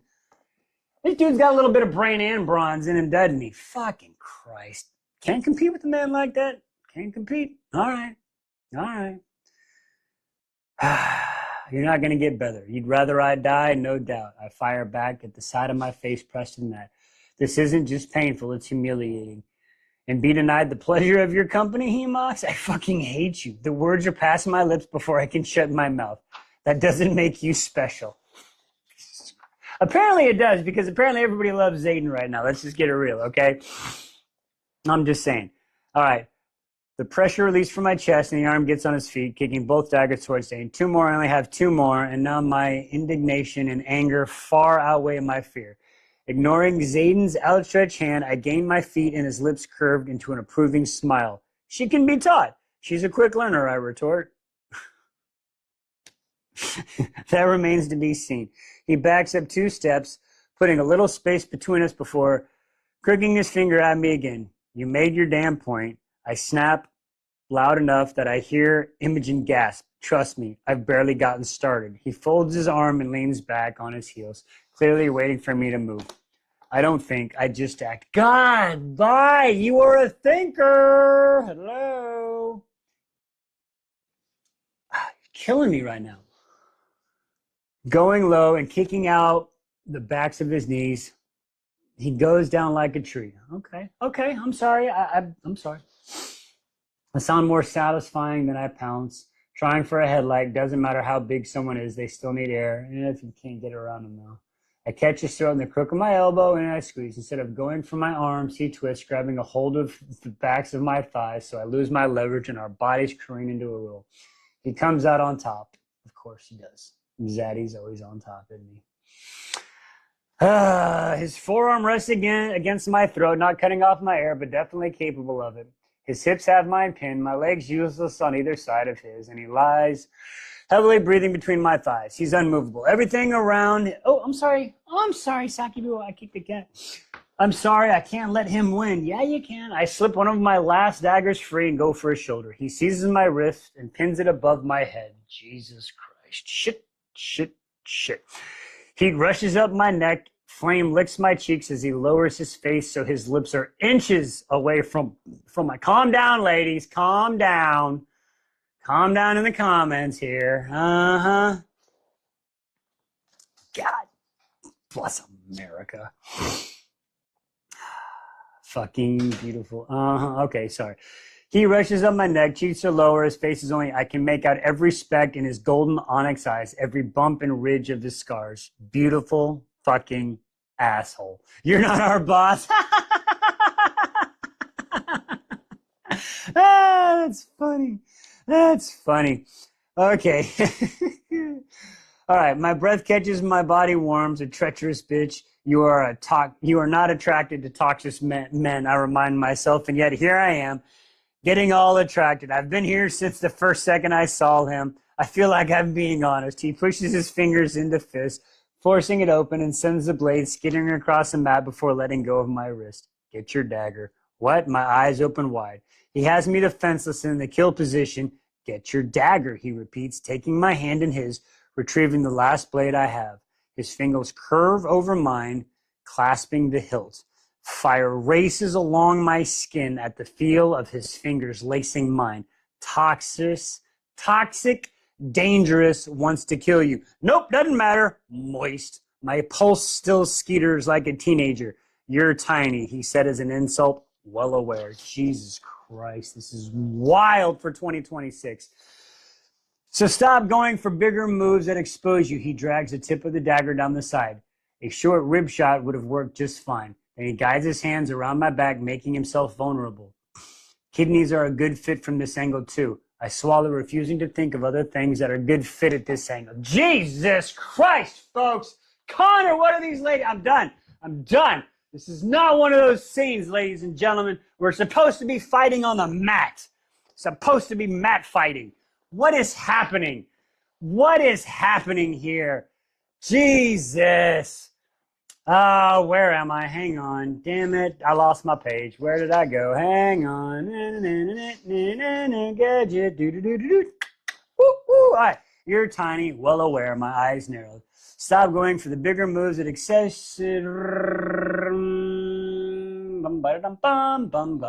I swallow, refusing to think that other things are a good fit too at this angle. He leads our hands to his waist, his gaze never leaving mine. Chances are, if your opponent is in armor, it's weak here. There are 3 easy places you could have struck before your opponent would have had time to stop you. They're also fatal wounds. I've avoided at all cost. Do you hear me? I nod. Good, because you can't poison every enemy you come across, he whispers, and I blanch. You're not going to have time to offer tea to some Bavarian Griffin rider when they come at you. I mean, he's very valid. How do you know? We're going to have a little meeting. Before we can attack, you got to have a meeting with me, okay? We're going to have some tea, a little tea time. We're going to be like the British and have some tea, okay? All right, that's fucking great. How do you know? I finally asked. My muscles lock, including my thighs, which just happened to still be bracing his hips. What is happening? His eyes darken. Oh, violence, you're good. But I've known better poison masters. The trick is to not make it so quite obvious. Oh, my lips part. Yeah, you want those lips to part. I bite back a retort, and I was careful not to be obvious. I think he's been taught enough for the day, Dane. I think she's been taught enough for the day, Dane. Shut up, Dane. She's learning. Don't interrupt the private lessons. The fuck? Jealous ass motherfucker. Reminding me that we are far from alone. We're a damn spectacle. He's always that overprotective. Zayden grumbles, pressing up from the few inches. He cares about me. I glare at him. He's holding you back. Don't worry. Your little poisoning secret is safe with me. Zayden arches a brow as if to remind me that I'm the keeper of his secrets too. He then guides our hands back to my ribs and slides the ruby-hilted blade back into the sheath. The move is unnervingly. Jesus Christ, Zayden. Jesus Christ. You're not going to disarm me? I challenge as he releases his grip and pushes up, removing his weight from my body. My ribs expand as I take my first full breath. Nope, defenseless women have never been my type. We're done for today. He stands and walks away without another word, taking his weapons from Imogen as I roll to my knees. Every part of my body aches, but I manage to stand. That's pure relief in Dane's eyes when I reach the side to retrieve the dagger Zayden took from me. You all right? I nod, my fingers trembling as I rearm myself. He had every chance and every reason to kill me, and now he let me walk away. Twice. Sneaky sock, what is she doing? What are you doing back there, sneaky boo? You sneaking, you hiding? You being sneaky. Hope you don't get my pizza. Okay, that's awesome. Okay, you all right? Or with my fingers trembling, and let me walk away twice. What kind of game is he playing? Atios, Zayden calls out from across him. Dane's head snaps to his jaw. She could use less protection and a little bit more instruction. Oh, called out. Zayden stares Dane down until he nods. Professor Amaretto calls the next challenge.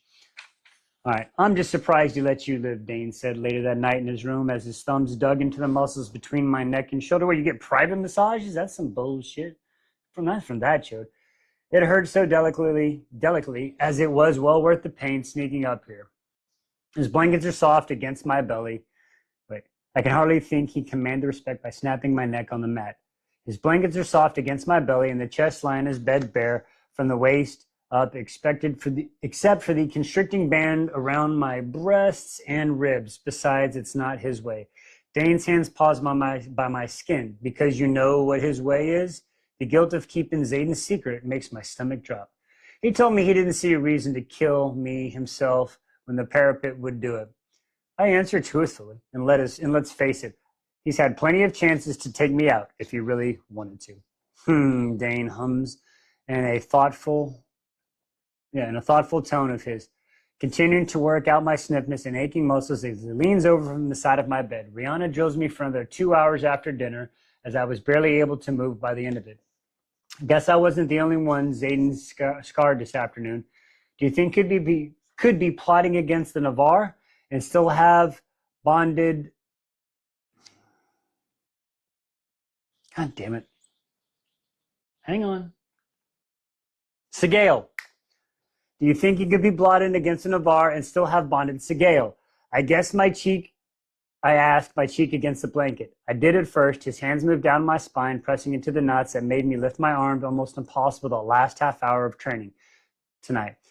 But then I bonded a calf and realized that dragons would do nothing to protect the veil and their sacred hatching would do anything to protect the veil and their sacred hatching ground. There's no way a dragon would have bonded Ryerson or any separatist if they weren't honest about protecting Navarre. Okay, that's cool. But would a dragon even know if they were lying? I turn my head so I can see his face. Yes, he grins. Kath would know because he's in my head. It's impossible to hide something like that from your dragon. What's up, baby girl? Is it always in your head? I know it's against the rules to ask. Almost everything about bonds are off limits for discussion given how secretive dragons are, but it's Dane. Yeah, he answers, his smile softening. I can block him out if I need to, and they'll teach you that after the threshing. His expression falls. What is it? I sit up, sliding one of my pillows across my chest and leaning back against the headboard. I talked to Colonel Markham this evening. Is that the same as Professor Markham? Colonel Markham. Excuse me. He walks over and pulls his chair out of his desk and takes a seat, then rests his head in his hands. Did something happen? Face races down my spine. Is it Mira's wing? No. Dane's head snaps up. There is no such misery in his eyes. I swing my feet off the bed. It's nothing like that, I told him. I think Rorschach wants to kill you. I blink. sitting fully back into his bed. Oh, well, that's not really news, is it? Everyone who's read A History of the Rebellion can put two and two together, Dane. Yeah, well, I told him about Barlow, too, and Seifert. He rubs his hand over his hair. I don't think I didn't notice the way Seifert shoved you into the wall before formation this morning. He lifts his brow at me. He's just pissed that I took his dagger at the first challenge. I squeezed the pillow tighter. Mind giving me 1, 2, Zane? What y'all doing down in them comments now? I gotta check up on y'all every once in a while. All right. Okay, and Rihanna told me you found crushed flowers on your bed last week. He stares me down. I shrug. They were just dead flowers. They were mutilated violets. His mouth tightens as I go to him, resting my hands on his head. It's not like they came with a more deathly note. I tease, stroking his soft brown hair. He looks up at me. The mage lights, making his eyes a little brighter above his trim beard. They're threats. I shrug. Every cadet gets threats. Every cadet doesn't have to wrap their knees every day. He fires back. The injured ones do. God damn, she's quick on her feet too. My brow furrows, annoyance taking root in my chest. Would you tell me Markham about it? Why would you tell Markham about it anyway? He's a scribe, and there's nothing he would do even if he could. He said he'd still take you. It's like this many, and you're still trying that shit, Dane? Blurts, his hands flying to my hips, holding me in place as I try to step away. I asked him if he'd allow you in the scribe quadrant for your own safety, and he said yes. They'd put you with the first year. It's not like you'd have to wait. Come on, are you coming in? We got a sock coming in. Oh, we're hiding the cat butt, though. Okay, hold you, take you away, allow you to scribe quadrant for your own safety. That they put you with the first years. It's not like you'd have to wait for next conscription day or anything. You what? I twist, breaking my hold, and I back away from my best friend. Is he really your best friend, though? You know him the most. I saw a way to get you out of danger, and I took it, he stands. You went behind my back because you think I'm not cutting it. The truth of the words tighten around my chest like a vice, cutting off my air instead of holding me together, leaving me weak and breathless. I don't like this guy. Dane knows me better than anyone, and he still thinks I can't do this after I've made it this far. Tears well in my eyes, but I refuse. Don't eat the button. Excuse me. Tears well in my eyes, but I refuse to let them fall. Instead, I tuck my chin and I grab my dragon scale vest, pull it over my head, wrench the laces together at the small of my back and tie them. Dane sighs. I never said that I don't think you can cut it, Violet. You say it every day, I snapped. You say it when you walk me from formation to class, which I know makes you late for flight line. You say it when you yell at your wing leaders when you say it when you yell at your wing leader when he takes me to the mat. He had no right to. He's my wing leader. I shrug my tunic over my head. He has every right to do whatever he wants, including execute me. Well, there's something else that she wants, but it's not executing. I'm just saying. And that's why you need to get the hell out of here. Oh my God, this fucking chode. Dane laces his fingers behind his neck and begins to pace. I've been watching, Vi. He's just toying with you like a cat plays with the mouse before the kill. I've held my own so far. My satchel is heavy with books, and I settle it over my shoulder. I've won every challenge, except today when he wiped the floor with you time and again. He grasped my shoulders. Or did you miss the part where he took every weapon so you knew exactly how easily he could defeat you? Then you can't defeat him either, bitch. I bet he would do it with you too. Shut the fuck up. She's a first year. What do you expect? Like, oh my God, this dude's a chode. He's like reverse gaslighting her. Is that a thing? Like, is it reverse gaslighting her or is he gaslighting her into quitting? It's like what he's trying to do. I don't know. I raised my chin to glare at him. There I was, and I survived almost 2 months in this place, which is more than I can say for a fourth of my year. Do you know what happens at the threshing? He asked. No, I don't. What? He asked, his tone dropping. Are you calling me ignorant? I am ignorant. Yes, I am ignorant. Wise is ignorant. Rage bubbles in my veins. It's not just about bonding, he continues. They throw every first year into the training grounds and the ones you've never been to. And then the second and third years are supposed to watch as you decide which dragon to approach and which to run from. I know how it works, my jaw clenches. Yeah, well, the writers are watching, the first years are talking out their vendettas and eliminating any liabilities to their wing. I'm not a damned liability. My chest tightened again because deep down I know on the physical level that I am. Not to me, he whispered. God, it doesn't, he whispers, a hand raising a cradle to his cheek. But they don't know the way I know. Oh, my God. They don't know you the way I know you, God. They don't know you. And while the first years like Barlow and Seaford are hunting you, we'll have to watch. I'll have to watch, Violet. The break in his voice, I mean, okay, I get where he's coming from. He's not allowed to do shit. The break in his voice takes an anger right out of me. We're not allowed to help you, to save you. Dane, she doesn't need the saving. Jesus Christ, Dane. And when they gather the bodies for the roll, no one's going to document how the cadet died. You're just as likely to fall under Barlow's knife as the dragon's talon. I breathe for Joe with fear. Markham says that he'll put you through the first years without telling your mother. By the time she finds out, you'll already be inducted as described. There's nothing she can do after that. Dude, you just got this all figured out. This is like some fucking alien planning on some backdoor shit. Like, what is happening? I don't like this idea. I don't like him. I don't like it at all. My heart stiffens. Hang on. Follow Roberto, the other hand holding my face, but please, if you don't want to do it yourself, then do it for me. My heart stutters. I sway, and the reasoning tugging me towards exactly what it's suggesting. But you've made it this far, and part of me whispers, I can't lose you, Violet. He whispered, resting his forehead against mine. I just can't. Well, bitch, you're going to lose her because you're holding her too tight. I squeeze my eyes shut. This is my way out, and yet I don't want to take it. Just promise me you'll think about it, he begs. We still have 4 weeks until the threshing. Just think about it. The hope in his tone and the tender way he holds me cuts through my defenses. I'll think about it. What a fucking chode, right? Guilt tripping is crazy. Ugh. All right. Get that drink in really quick. All right, we got one more chapter here, folks. We're on chapter 10. What do we got before we pull up these pages? How many pages we got? Let's see what we got going on. Me? No. Oh, I thought I was mansplaining? Wow, that's a long chapter too. That is a 15-page, Jesus, a 15-page chapter to go out on a bang. Wow. All right. 54.8K likes. Y'all are wild. We got 19 people up in here still. That is freaking wild. So crazy. Just crazy. All right, are we ready for chapter 10? Okay, thank you. Thank you. I got it. Okay, that's for Dane, not for me. Good. Love. All right, don't want to be a mansplainer here. All right, here we go. All right, chapter 10. Here we go. Last chapter for tonight. Don't underestimate the challenge of the gauntlet, Mira.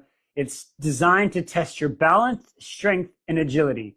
The times don't matter for shit, only that you make it to the top. Reach for the ropes when you have to. Coming in last is better than coming in dead. Respect it. Page 46, the Book of Brennan. I like it. All right, here we go. Hey, all right. I look up and up and up, fear coiling in my stomach like a snake ready to strike. Well, that's Rihanna swallows, her head tilted just as far back as mine as we stare at the menacing obstacle course that's carved into the front of the ridgeline so steep. It might as well be a cliff. The zigzagging death trap of the trail rises above us, climbing in the 5 distant switchbacks of 180-degree turns, each increasing in difficult on the way to the top of the bluff that divides the citadel from the flight field and the vale. Wow, amazing. Aurora Lee sighs. Rihanna and I turn, both staring at her like she must have hit her head. You think that hellscape looks amazing? Rihanna asked. I've been waiting years for this. Every time I see her name, I have to fucking think about it. Aurora Lee, right? Aurora Lee, yeah. Nobody loves it like Aurora Lee. Grins, her normally serious black eyes dancing in the morning sun as she rubs her hands together. The description had my imagination maxed out. Nice. Okay, I've been waiting years for this. Together, shifting from one tone leg to the other. My dad, he was a writer until he retired last year. Used to set up the obstacle course like this all the time so we could practice and chase my brother. Said it's the best part of being here before the threshing. It's a real adrenaline rush. He's with the Southern Ring, right? I asked, focusing on the obstacle course running up the side of a fucking cliff. It looks more like a death trap. Wow. Than any other adrenaline rush. But sure, we can go live with that. Positive thinking for the win, right? Yep, pretty much desk duty for all the actions we'll see up near the Corvallian border. She shrugs and points about 2/3 up the course. He said to watch out for the giant posts jutting from the side of the cliff. They spin, and you can get crushed between them if you're not fast enough. Oh, God. I was wondering when it might get difficult, Rihanna mutters. Thanks, Orly. I located the series of nearly touching 3-foot wide logs that are jut out from the rocky terrain like a set of round steps rising from the ground to switch back above it and nod. Go fast, got it. You could have included that tad bit, Brennan. The obstacle course is the embodiment of my worst nightmare. For the first time since Dane begged me to leave last week, I considered Markham's offer. No, you didn't. It was like for like 2 seconds. There are no death courses in the Scribe's Quadrant, that's for certain. But you've already made it this far. Ah, there she is, the little voice that's been riding my shoulder lately, daring to give me hope that might actually survive presentation. Still not sure why they called it the Gauntlet. Riddick said, oh, we got Riddick here. Okay, said from my right, blowing his cupped hands toward the ward off the morning chill. The sun hasn't touched this little crevice. It's been shining above the last quarter of the course to ensure the dragons keep coming to the threshing by weeding out the weaklings. What's his name? Tynan sneers as Riddick's other side, folding his arms over his chest as he casts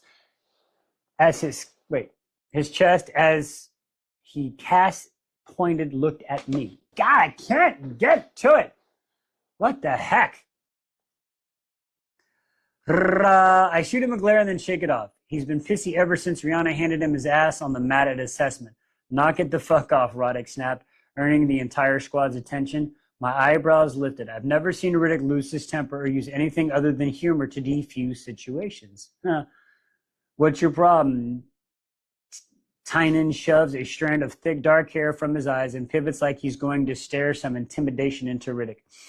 But it doesn't really work without seeing Riddick as twice as wide and half a foot taller. My problem, you think because you've made friends with Barlow and Seifert that you have the right to be a dick to your own squad mate, Riddick challenges. Ha! Exactly, squad mate. Tynan gestured toward the obstacle course. Excuse me, our times aren't just ranked individually, Riddick. We're scored as a squad, too. Which is how the order of presentation is decided. Do you really think any dragon wants to bond with a cadet who walks in after every other squad is, what is that, processional? So like professional, like a procession? Fine, he has a point. It's a shitty one, but it's there. They're not timing us for presentation day, asshole. Riddick takes a step forward. Stop. Sawyer shuffles between the two, shoving Tynan's chest hard enough to make him stagger back into the girl behind him. Take it from someone who's made it through presentation last year. Your time doesn't mean anything. The last cadet to walk in last year bonded just fine, and some cadets in the first squad of the first field were passed over. Oh, snap. Little bitter about that, aren't you? Tynan smirks. Sawyer ignores the barb. Besides, it's not called the Gauntlet because it weeds out cadets. It's called the Gauntlet because this is the cliff that guards the veil. Professor Emmerich says, walking up behind our squad, his shaved head glinting in the glowing sunlight. Plus, actual gauntlet armor gloves made of metal are slippery as hell, and the name stuck about 20 years ago. He cocks a brow at Tynan and Sawyer. Are you two done arguing? Because all 9 of you have exactly an hour to get to the top of that before it's another squad's chance to practice. And from what I've seen, your agility on the mat, you're going to need every second. Oh, that's wild. There's a grumble of assent in our little group. As you know, hand-to-hand challenges are on hold for the next 2.5 weeks before presentation, so you can focus here. Professor Amaretto flips a page of his little notebook and carries. Sawyer, you're going to show them how it's done since you've already had the lay of the land, then Pryor, then Trina, Tynan, Rihanna, Riddick, Violet, Arlie, and Luca. A smile curves the harsh line of his mouth as he finishes calling out every name in our squad, and we file in order. You're the only squad to remain intact since Parapet. Oh, that's cool. Parapet. That's incredible. Your squad leader must be very proud. Wait here for a second. He walks past us, waving waving at someone high up on the cliff. No doubt that someone has a watch. Etios is especially proud of Soren Gale. Tyron gifts me with a mocking sneer once our instructor is out of hearing range. Wow. This is crazy. All right. I see red. Look, if you want to talk shit about me, that's one thing, but leave Dane out of it. Tynan, Sawyer warned, shaking his head. Look, it doesn't bother any of you that our squad leader is fucking one of us. Jesus Christ. Throws his hands. I'm not, I started. I start, indignation getting the best of me before I can take a deep breath. Honestly, it's none of your goddamn business who I'm sleeping with, Tynan. Though if I'm going to get accused, can I have someone with perks? If I know Dane, he's hung up on the whole fraternization is discouraged within the chain of command thing like this asshole. But surely Dane would actually make a move if he really wanted to, right? That's funny. It is, hang on, where am I? It is if, God, what? That is four two-letter words back to back. It is if it means Jesus. You get preferential treatment, Luca adds in. For fuck's sakes, Rihanna mumbles, rubbing the bridge of her nose. Luca, Tynan, shut up. They're not sleeping together. They've been friends since they were kids. Or do you not know enough about your own leadership to know his dad and her mom's aide? Tynan's eyes widen like she's actually surprised. Really? Really? I shake my head and study the course. Shit, I'm sorry. Barlow's... Oh, you fucking twat waffle. You're listening to Barlow? You're a fucking chode 3. God damn it. All right, Tynan, you need to recover from that. And that's your first mistake, Ruddick injects. Listening to that sadistic ass is going to get you killed, and you're lucky Atos isn't here. True, Dane would be more... would more than take exception to Tane's assumption and probably assign him cleanup duty for a month. Good thing he's on the flight field this time of day. Zayden would just beat the shit out of him. I blinked, shoving that comparison and any thought of Zayden Royerson out of my head. Here we go. Professor Amaretto walks to the head of the line. You'll get your time at the top of the course if you make it. But remember, you still have 9 practice sessions before we rank you for presentation. In 2.5 weeks, which will determine if the dragons find you worthy at the threshing. Wouldn't make it more sense to let the first year start practicing this right after the parapet? Rihanna asks. You know, to give us a little more time so we don't die. No, Professor Amaretto replies. The timing is part of the challenge. Any words of wisdom, Sawyer? Sawyer blows out a small breath, his gaze following the treacherous course. There are ropes every 6 feet that run to the top of the sheer cliff to the bottom, he says. So if you start to fall, reach out and grab a rope. It'll cost you 30 seconds, but death costs more. Awesome. I mean, it's a perfectly good set of steps over there. Riddick points to the steep staircase carved in the hill beside the wide switchbacks of the gauntlet. Stairs are for reaching the flight field on the top of the rid line after the presentation, Professor Emerito says, then lifts his hands towards the clock and flicks his wrist, pointing towards a various obstacle. The 15-foot log at the start of the uphill climb begins to spin. The pillars on the third ascent shake. The giant wheel, at the first switchback starts its counterclockwise rotation. All those little posts orally mentioned. Oh, live, what? Live restrictions. Why am I live restricted? Live is not eligible and recommended. Live is restricted. Audience harassment and bullying. Oh, that was from earlier, I guess. I don't know. I don't know what's happening. I don't know if y'all saw that or not. I don't know. Maybe I said a word I shouldn't have. Okay. Anyway, where were we? Everyone. Of the 5 ascent this course designed to mimic the challenges you'll face in battle. Professor Emerito turns to look from his face, just as stern as it was during the usual combat training. From the balance you must keep on the back of the dragon to the strength you'll need to hold your seat during maneuvers too. He gestures upwards towards the last obstacle that looks like 90-degree ramp from this angle. The stamina you'll need to fight on the ground and still be able to mount your dragon at a second notice. The post knocks a chunk of granite loose and the rocks tumbles down, of course, smacking every obstacle in its path until it crashes 20 feet in front of us. If there was ever a metaphor for my life, holy crap. Well, that's it. Woo! Was it Trina? Whispers, her brown eyes wide as she stares at the pulverized rock. I'm the smallest of our squad, but Tina is the quietest, the most reserved. I can count on both hands the number of times she's spoken to me since the parapet. If she didn't have friends in First Wing, I'd worry. But she doesn't have to open up to us to survive the quadrant. You're all right, I asked. You all right? I asked her in a whisper. She swallowed and nods once, and an auburn ringlet curls bouncing against her forehead. What if we can't make it up?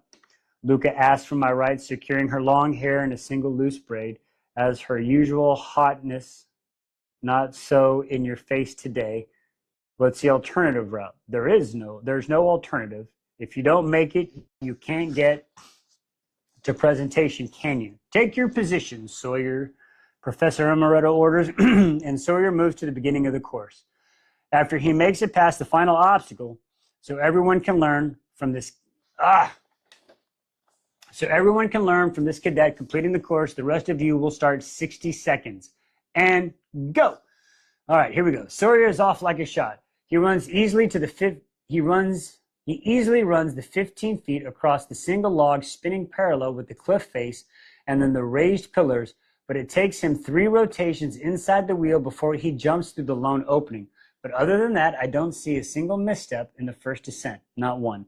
He turns and rushes towards a series of a giant hanging ball that makes up the second ascent, jumping and hugging one after another, his feet back on the ground. He turns again, his head up the third ascent, which is divided into 2 sections. The first part has a giant metal rod hanging parallel to the cliff wall, and he easily swings his arm over, using his body weight and momentum to swing the bar forward to reach the next bar, hanging half a foot higher than the previous as he climbs the side of the cliff. From the last bar, he jumps onto the series of the shaking pillars that makes up the second half of the ascent before finally leaping back to the gravel path. By the time he reaches the 4th ascent, the spinning logs Orally both warned us about, Sawyer made it look like child's play, and I start to feel a bubble of hope that maybe this course isn't as difficult as it looks from the ground. Yeah, right. But then he faces the giant chimney formation raising above him at a 20-degree angle and pauses. "You got this," Rihanna yells from the side.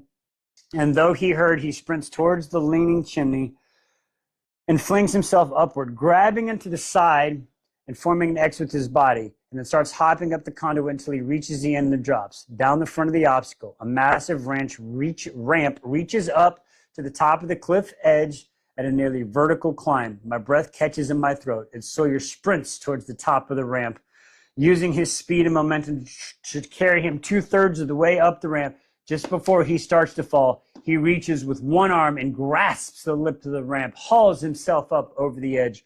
Rihanna and I scream for cheer. He made it in an almost flawless approach. "Perfect technique," Professor Amaretto calls out. "That's exactly what you should be doing." Perfect, and yet he was still passed over at the threshing, Luca snarks. "Guess the dragons have a sense of taste." "Give it a rest, Luca," Rai says. How could someone as smart and athletic as Sawyer not bond? And if he didn't, what the hell kind of hope is there for the rest of us? "I'm too short for the ramp," I whispered to Rai. She glances over to me, and then I back up the obstacle. "You're wicked fast. If you get up your speed, I bet the momentum will take you over the top." Pryor, the shy cadet from Corvalin border region, struggled on the swinging steel rods in the third ascent due to some rather predictable hesitation on his part. But he makes it just as Trina nearly falls at the shaking pillars, reaching for the rope. I can only make out the flash of red from her hair when she starts rotating. When she starts the rotation stairs, but I hear her screams all the way to my toes as the particular rope sways near the ground. "You can do it," Sawyer shouts down from the top. "They're going in opposite direction," Orally calls up. "Tynan, start," Professor Amaretto orders, watching his pocket watch and not the course. My heart thuds in the ears when Trinan makes it past the steps and the drumming doesn't let up as Rihanna is called to start. She passes the first ascent with the grace I've come to expect from her before coming to the halt. Trinan hangs from the second of the 5 buoy balls before the second ascent, right where the ground drops. If he falls, he's got a minuscule chance of hitting a single spinning log from the first ascent and overwhelming odds of dropping 30 feet to the ground below. You have to keep moving, Tynan, I shout, though it's doubtful he can hear me from here. He might be a gullible ass, but he's still my squad mate. He shrugs, his arms wrap around the swinging ball. It's impossible for him to reach his hands completely around. That's the point, and he's slipping. He's going to screw her time, Aurelie said, blowing a bored sigh. Good thing this is only practice then, Roddick said, then bellows up at Tynan. What's the matter, Tynan? Scared of heights? Who's the liability now? Stop it. I elbow Riddick in the side. He's not quite as he leans in. The last 7 weeks I've put some muscle on him. Just because he's a dick doesn't mean you have to be. But he's giving me so much material to work with, Riddick replies. That's funny. A corner of his mouth filling the smirk as he backs away, heading toward the starting position. Swing to the next one, trying to suggest at the top of the course. I can! Tynan shriek could break glass as it echoes down the mountain, and it makes my chest tighten. Riddick, start, Professor Moretto commands. Riddick charges over the logs. Rye, I shout up. The rope is between the first and second. She nods down at me, then jumps for the first buoy ball, clasping it near the top, near where the chain hold it and the iron rail above it is swinging her weight around her side. It's an utterly inspired approach, one that might just work for me. Gravel crunches beneath my boots as I move to the starting position. Oh, look, it is possible for my heart to beat faster. The damn thing particularly flutters as I wipe my clammy palms on my leather pants. Rihanna gets to the rope, Tynan's hands, but instead of using it to swing to the next ball, he climbs down.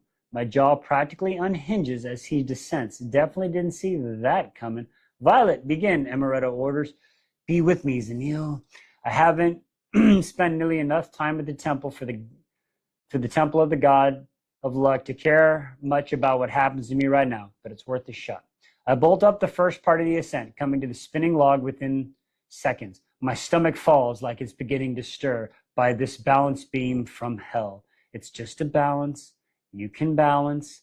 I mumble the start across. Quick feet, quick feet, quick feet. I repeat all the way across, jumping at the end of the land on the first of the 4 granite columns, each one higher than the last. There are about 3 feet between them, and I manage to leap from one pillar to the next without skidding to the end. This is the easy part. A knot of fear works its way up into my throat. I'm with you too. I don't know if y'all can hear it, but there's definitely a fucking knot in my throat. God bless America. I jump onto the rotating wheel and run, leaping over the God bless America, opening as it flies by. Then watch it coming around a second time. Timing this one is all about timing. The opportunity comes and I seize it, racing through the opening and turning back onto the gravel path for the second ascent. The buoy balls are just ahead. I'm going to fall on my ass if I don't calm down and get my palms to stop sweating. Feather-tailed dragons are the breed we all know the least about. I recite in my mind, needing every ounce of balance of my lung capacity as I spring to the edge of the path on the first ball, grasping around at the top like Rihanna did. The immediate strain on my shoulder makes me tense every muscle to keep the joint from dislocating. Stay calm, stay calm. Throwing my weight, I force a ball to rotate, swinging me toward the next one. This is because the feather-tails reportedly abhor violence and are not suitable for bonding. I repeat motions, grabbing from ball to the next, keeping my eyes on the chains and nothing else. This is the scholar. Through this scholar cannot be certain. No one has ever left the veil within my lifetime. I continue reciting from memory as I reach the 5th and final ball. With one last swing, I throw myself sideways, releasing the ball and landing on a shoulder-wide gravel path without rolling an ankle. Ha ha! It's It's all the momentum for the next ascent. Oh my God. I'm fucking about to piss my pants here. Not literally, but she's scaring me. All right. Green dragons. I met her from beneath my breath, known for their keen intellectual descent from the honor. What is Uline Logsigline? That we're gonna come back to that one. Oh my God. Okay, Honorable Yulain Logsigline, and continue to be the most rational of dragonkin, making them perfect siege weapon, especially in the case of clubtails. I finish as I line my body up with the first metal rod and get ready to sprint forward. Are you studying? Ariel called up from where she leaped to the first balls below. Calms me down. That's so wild. I shot back a quick explanation. There's no time to be embarrassed here. That can wait for later. Then there are 3 iron rails in front of me, each lined up like a battering ram toward the next. The scribe quadrant is looking pretty good right now, I grumbled under my breath. Then I launch myself toward the first. At the last of the texture gives me something to keep a hold of as I work my way hand over hand. The ache in my shoulder grows into the throbbing pain when I reach the end of the first rail, swinging my feet up to work the momentum for the next. The first clang of iron as the rail meets my fingertips slip, and I gasp in terror, claws its way out of my stomach. Orange dragons come in various shapes of apricot to carrot are the most. I throw myself to the next rail. Unpredictable dragonkin and therefore always a risk. Oh my God. I move across the rail with the same hand in motion. An in right out movement, protest my shoulders, descending from the Phallicorian line. What do we got? Oh my God, Phallicorian line. Phallicorian line. My right hand loses purchase and my weight swings me into the face of the steep mountainside, my cheeks slamming into the rock. A high-pitched ringing erupts in my ears. My vision darkens in the edge. Jesus Christ. Violet, Rihanna shouts from the top. Next to you. The rope is next to you. Aurelie calls up. Iron scrapes my fingertips as my left hand slips, but I spot the rope and take hold, bracing my, that's 30 seconds. Fuck, but okay, you're alive. Bracing my feet and the knot beneath me, clinging tight down the rings fades to my head. I have to swing over and climb up. I'd survived 7 weeks of this damn quadrant, and this course isn't going to beat me today. Pushing off the edge, I swing out for the rail, and I make it, immediately starting my hand over hand to get me to the next one, and then the next, until finally I let go, landing on the first shaking iron pillar. My brain is rattled as the thing shudders violently. I leap to the next, barely gaining a foothold before jumping to the gravel path at the end of the ascent. Fuck! Whoo! Arlie is right behind me and landing with a grin. This is the best! Fucking psycho! Get. You clearly need to see the healers. You must have hit your head if you think this is fun. My breasts are choppy gasps, but I can't help but to smile at her obvious joy. Just run straight across this one, she says as we reach the twisting staircase post joining from the side of the cliff. Each 3 foot wide, timber rotates from its base of the steepest section of the course. I quickly calculate if you fall off one of the posts, you probably drop at least 30 or 40 feet to a rocky terrain below. Jesus Christ. I swallow down the terror, trying to crawl up my throat and focus on the possibility my agility and lightness will give me an edge on this particular obstacle. She continues, trust me, if you pause, it'll roll you right off. I nod, bounce on my feet, dredge up whatever courage I have left, and then I run. My feet are quick, making contact with each post only long enough to push off the next one. And within a few heartbeats, I'm on the other side. Yes! I shout, throwing my fist up in celebration as I get out of the way for Aurelie. Go, Violet, she shouts. Here I come. Her footwork is more agile than mine as she springs from spinning post to post. Wow. Whew, 6 more pages, folks. We're almost done. Almost done. I don't know if I'm going to make it. I'm about to freaking... I'm telling you, this is crazy. A roar sounds from overhead, and I jerk my gaze up just in time to see the underbelly of a green dragon tail fly directly over us. Headed back to the Vale. I'm never going to get used to that. Orly cries out and my head snaps towards hers just in time to see the wobble and slips off the first post. What? The air freezes in my lungs as she careens forward, her belly hitting the next to last spinning log in a slow motion. Orly!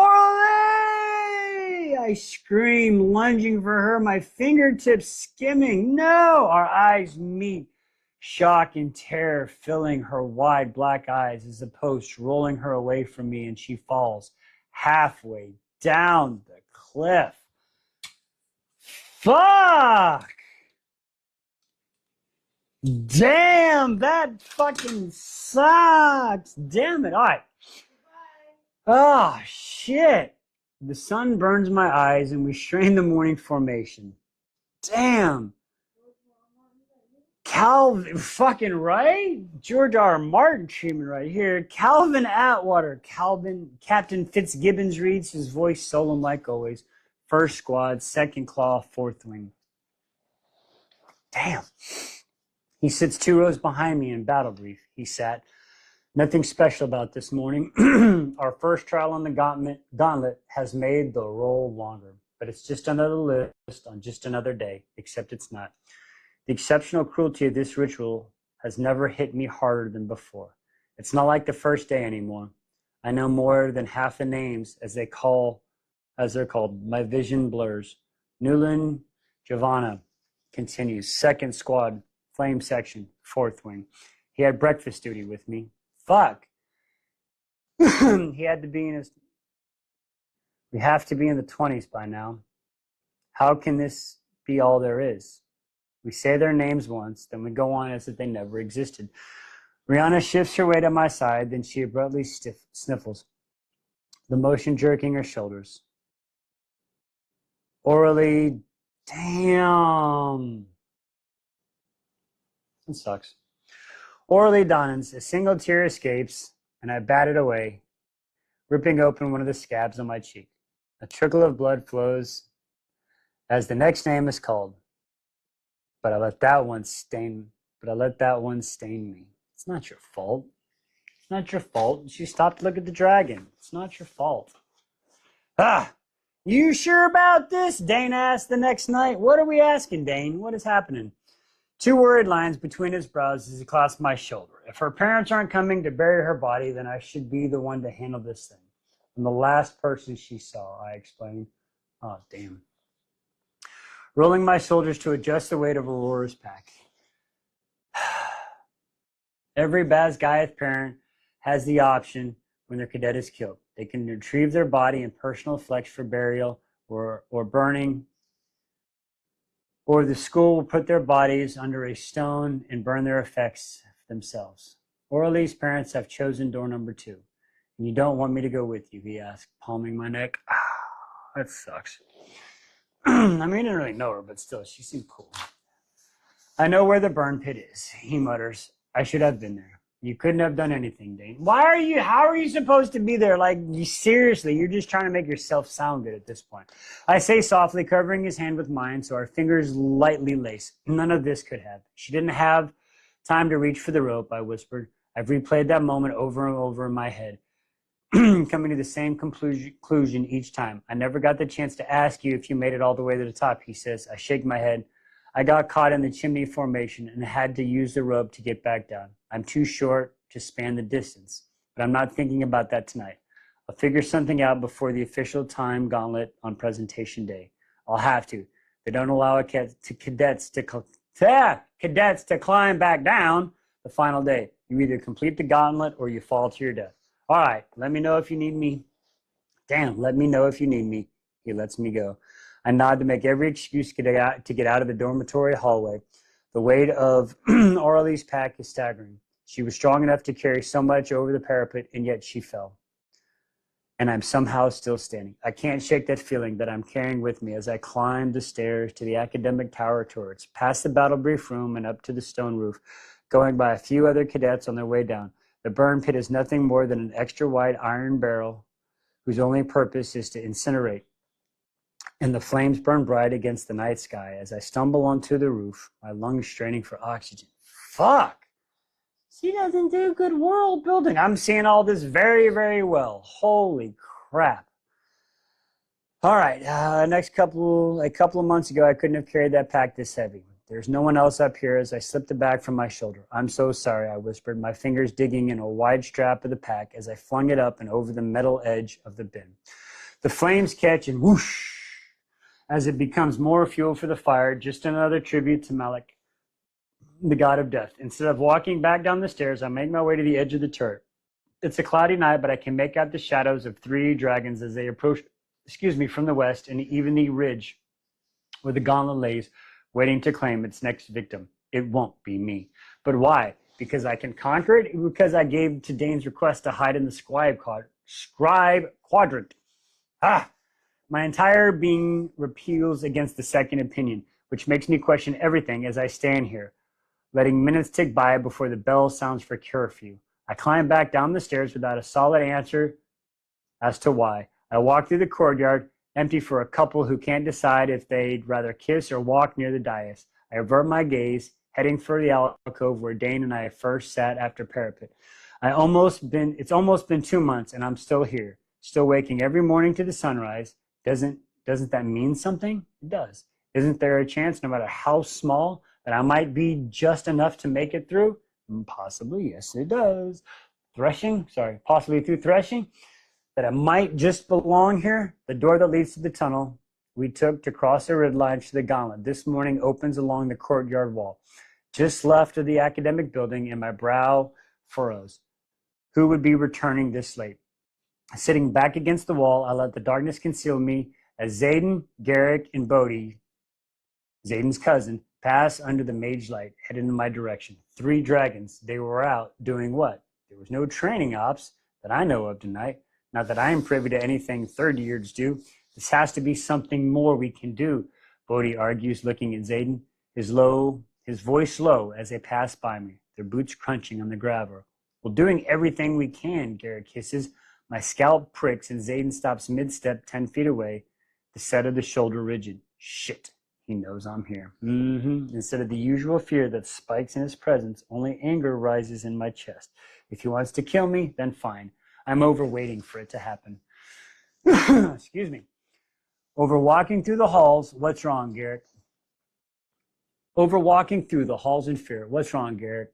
Asked immediately, looking over his shoulder in the opposite direction toward a couple who definitely decided making out is more important than getting to the dorms by curfew. Get on, I'll meet you inside, Zayden says. You sure? Bodhi's forehead puckered and his gaze swoops over the courtyard. Go, Zayden ordered, standing completely still until the other two walked into the barracks, turning left towards his stairwell that will take them to the second and third year floors. Only when they're gone does he turn and face the exact spot where I'm sitting. I know you know I'm here. I force myself to stand and move towards him so he doesn't think I'm hiding or worse, scared of him. And please don't prattle about commanding the dark. I'm not in the mood tonight. No questions about where I've been? He folds his arm across his chest and steadies me in the moonlight. His scars look even more menacing in the moonlight, but I can't seem to find the energy to be scared. I honestly don't care, I shrugged. The movement making the throb in his shoulder. I shrugged. The movement throbbing in my shoulder more intense. Wow. Awesome. Just in time to practice on the gauntlet tomorrow. His head cocked to the side. You really don't, do you? Nope. It's not like I'm not out after curfew myself. A heavy sigh blows through my lip. What are you doing after curfew, first year? Debating running away, I retorted. How about you? Feel like sharing? As I mockingly knowing he's not about to answer me. The same,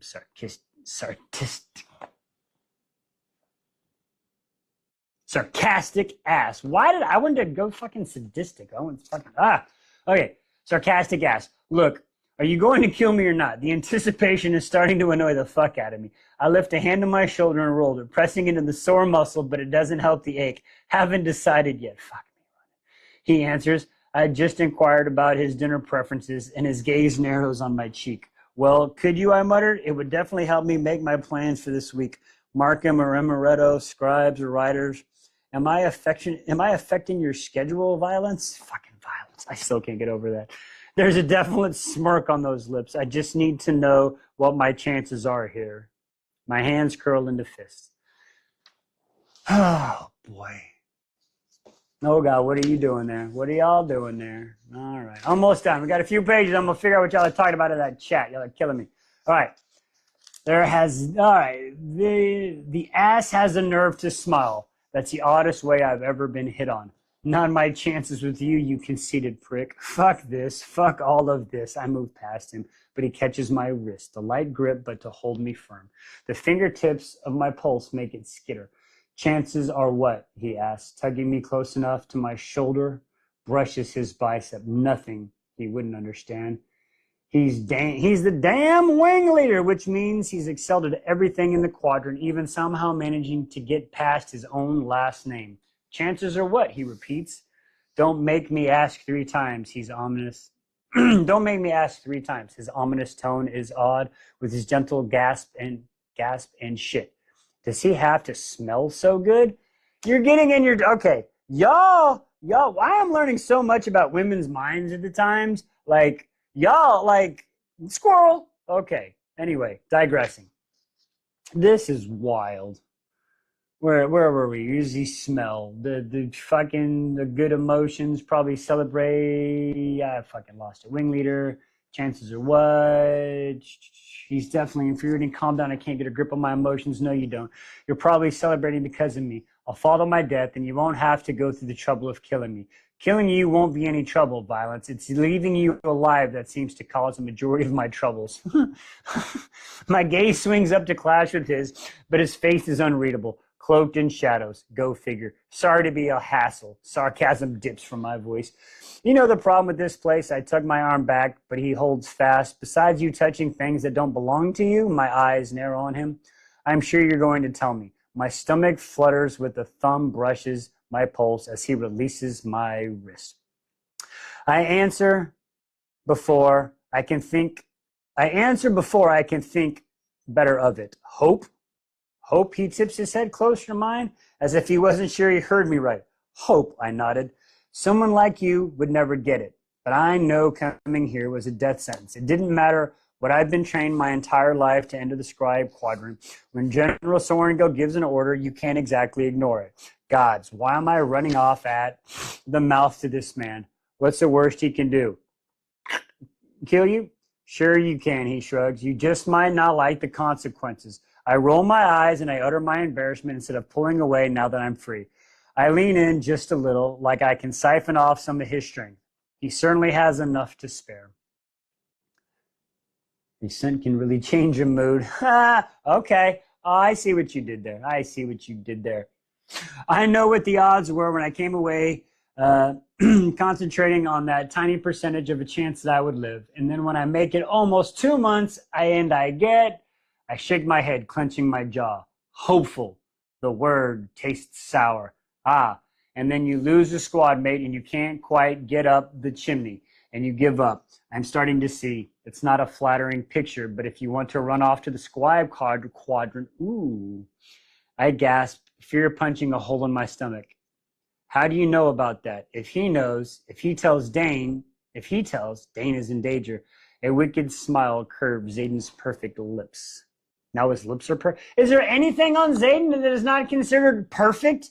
Like, Jesus Christ, can he have a funky toe or something? Like, can he have like a big duck toe or something? Jess is saying no. Nope. Miss Wolverine, nope, he's perfect. Okay. Zayden is perfect. May's perfect. All right. I am sorry. Perfect. Just perfect. All right. I know everything that goes on here. Shadows, remember? They hear everything. They see everything. Conceal everything. The rest of the world disappears. He could do anything to me in here and no one would be the wiser. My mother would definitely reward you if you told her about Dane's plan, I say softly. She'd definitely reward you for telling her about my little... What did you call it? Club? I'm not going to tell her. The word sounded defensive. I know. It's why you're still alive. He holds my gaze locked with his. Here's the saying, Sorengale. Hope is fickle. A dangerous thing.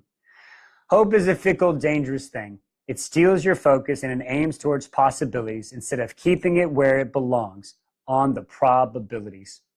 It's true, very true. So I'm supposed to what? Not hope that I live? Just plan for death. Ah! I have a phrase like that, don't I, love?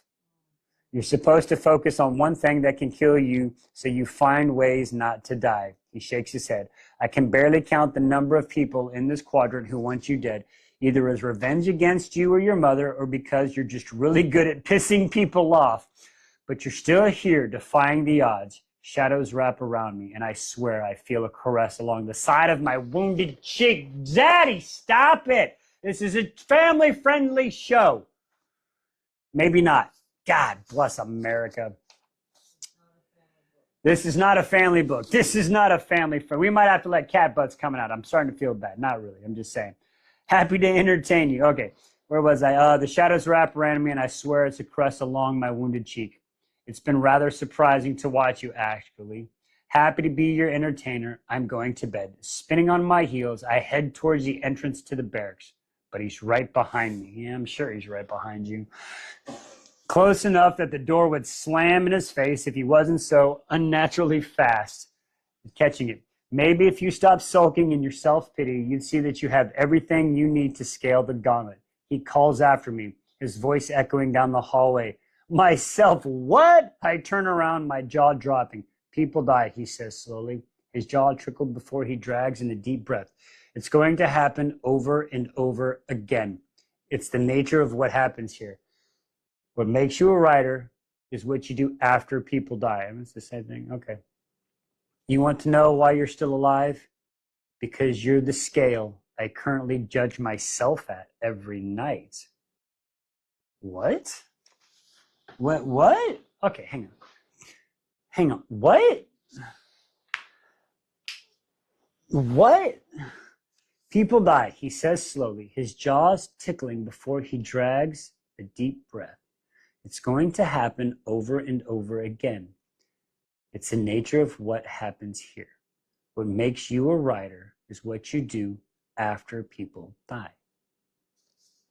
You want to know why you're still alive? Because you're the scale I currently judge myself against every night.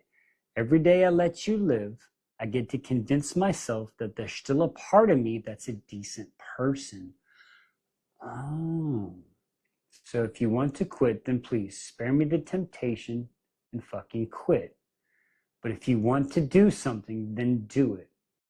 I'm too short to span the distance, I hiss, caring that anyone could hear us.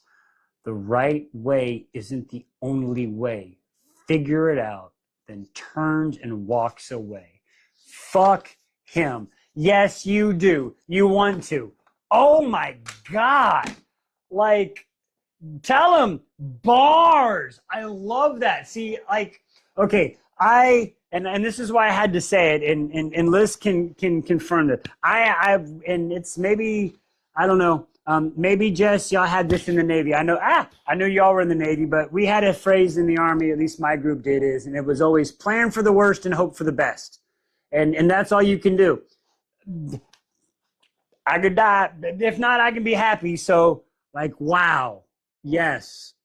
Absolutely. His way with words. Maybe that's why I like him. He's very good with words. I like it. Their relationship was from beginning to yeah, you can see that. I agree with that, Courtney. I can agree with that. I'm taking out buy pizza. Sorry. Can't believe we did 10 chapters. The right way isn't the only way.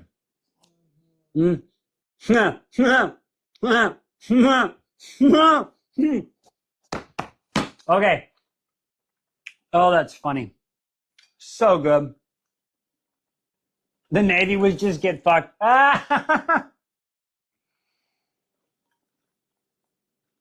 That's funny. They were like, Navy's like, get fucked, Bohica. Oh, that's funny. I lost it too many. Listen, yeah, the daggers and that was pretty nice. Our violence, that was wild. Violence, hello, violence. I had no idea he was evil. but I was done. At this point, he's one of those guys who's like, you know what? I don't care if he's evil. I'm just going to do it. I actually decided you need to live it all. It's all worth the reaction. It's all so good. The tension was tensioning tonight. That's hilarious. That's awesome. That's awesome. Yes, May. Period. Oh, that's funny. Clarissa says this man can do no wrong in my eyes. That's awesome. Yes. Never knew the word violence could make me a feral reaction. For real. What was up with that violence in y'all's feral reaction? Okay. Is everybody who's we lost some people tonight. Well, we did get kind of late. It's a little late again, but we got through it. I love seeing this reaction. Okay, so that was 7. So you have okay. So 13. Are we doing this again tomorrow? He's going to either way. All right. We are the Zaddy Harem.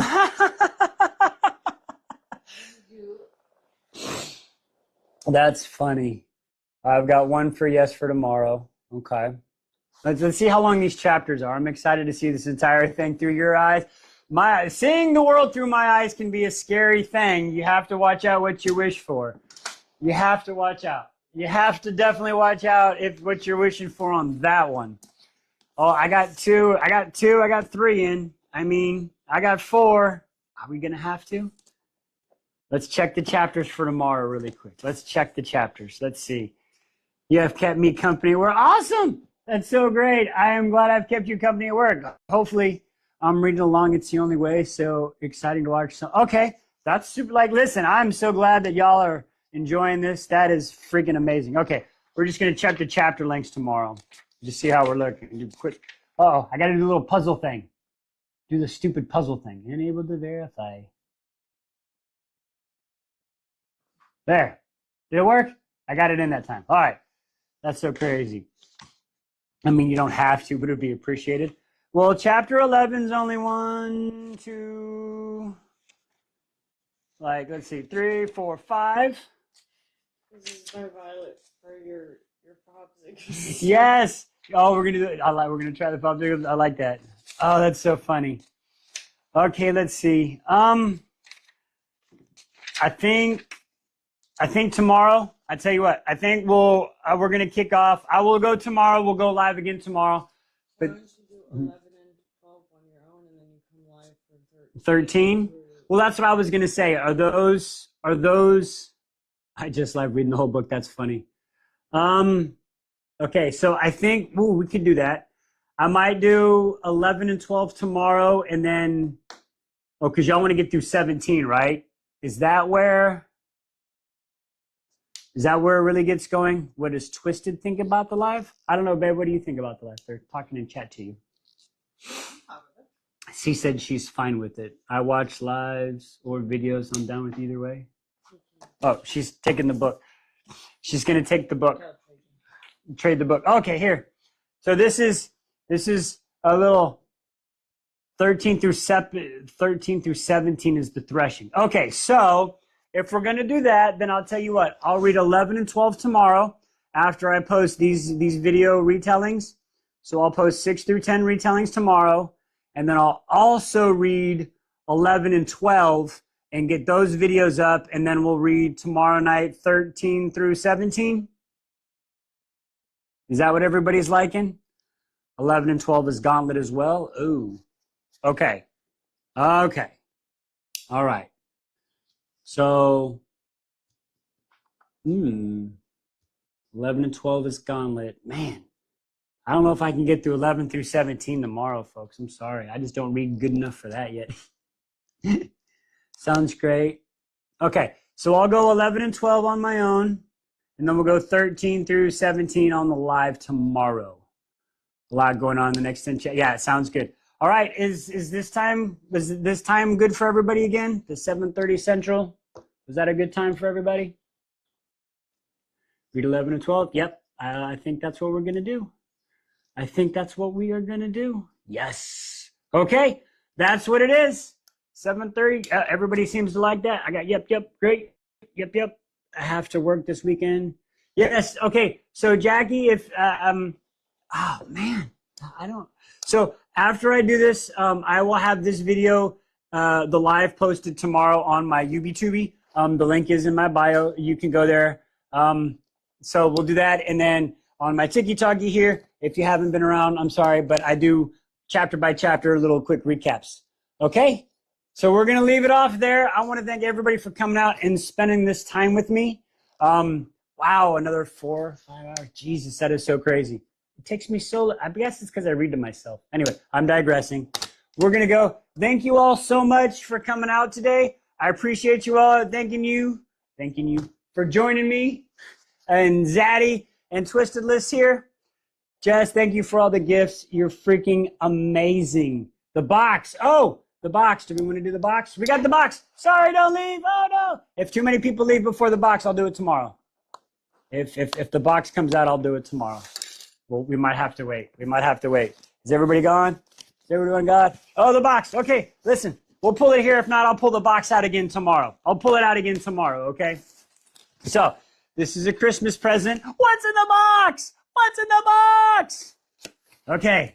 So, oh, it's wrapped up in paper. Okay, so I already know what it is. So have y'all got an idea? Here we go. So, this is very cool. So here, does anybody have an idea? There's 2 of them. Anybody have a brick? I could possibly use a brick. And I will also be doing a video on these tomorrow, and I will be tagging the person who did this in case that is cool. Oh, I got some cool stickers.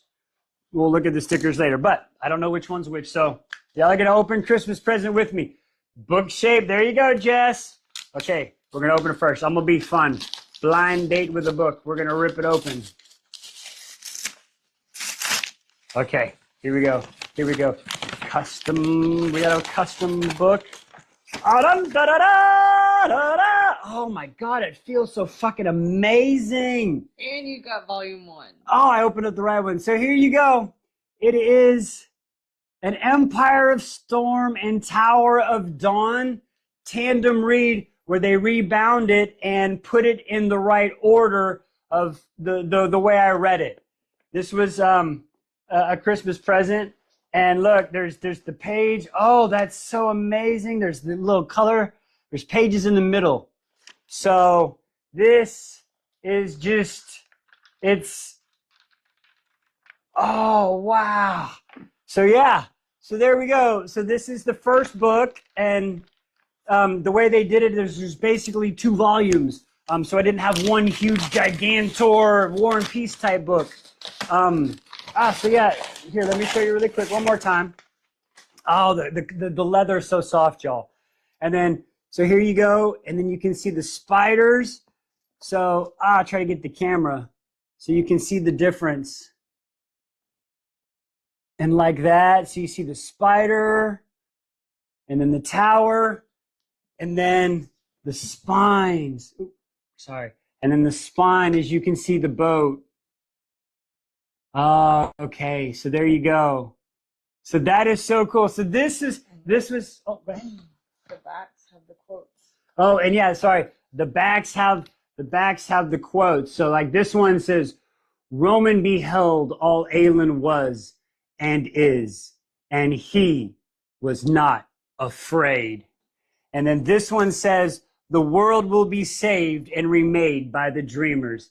Yeah, so this was our oh crap gift. Like this is what she got me for this year. I got her a Lily, so she got Lily, and I got these books. So this was super cool because I'm new to reading. So this is, believe it or not, next to a set of Calvin and Hobbes collector's edition comic books that she's got me.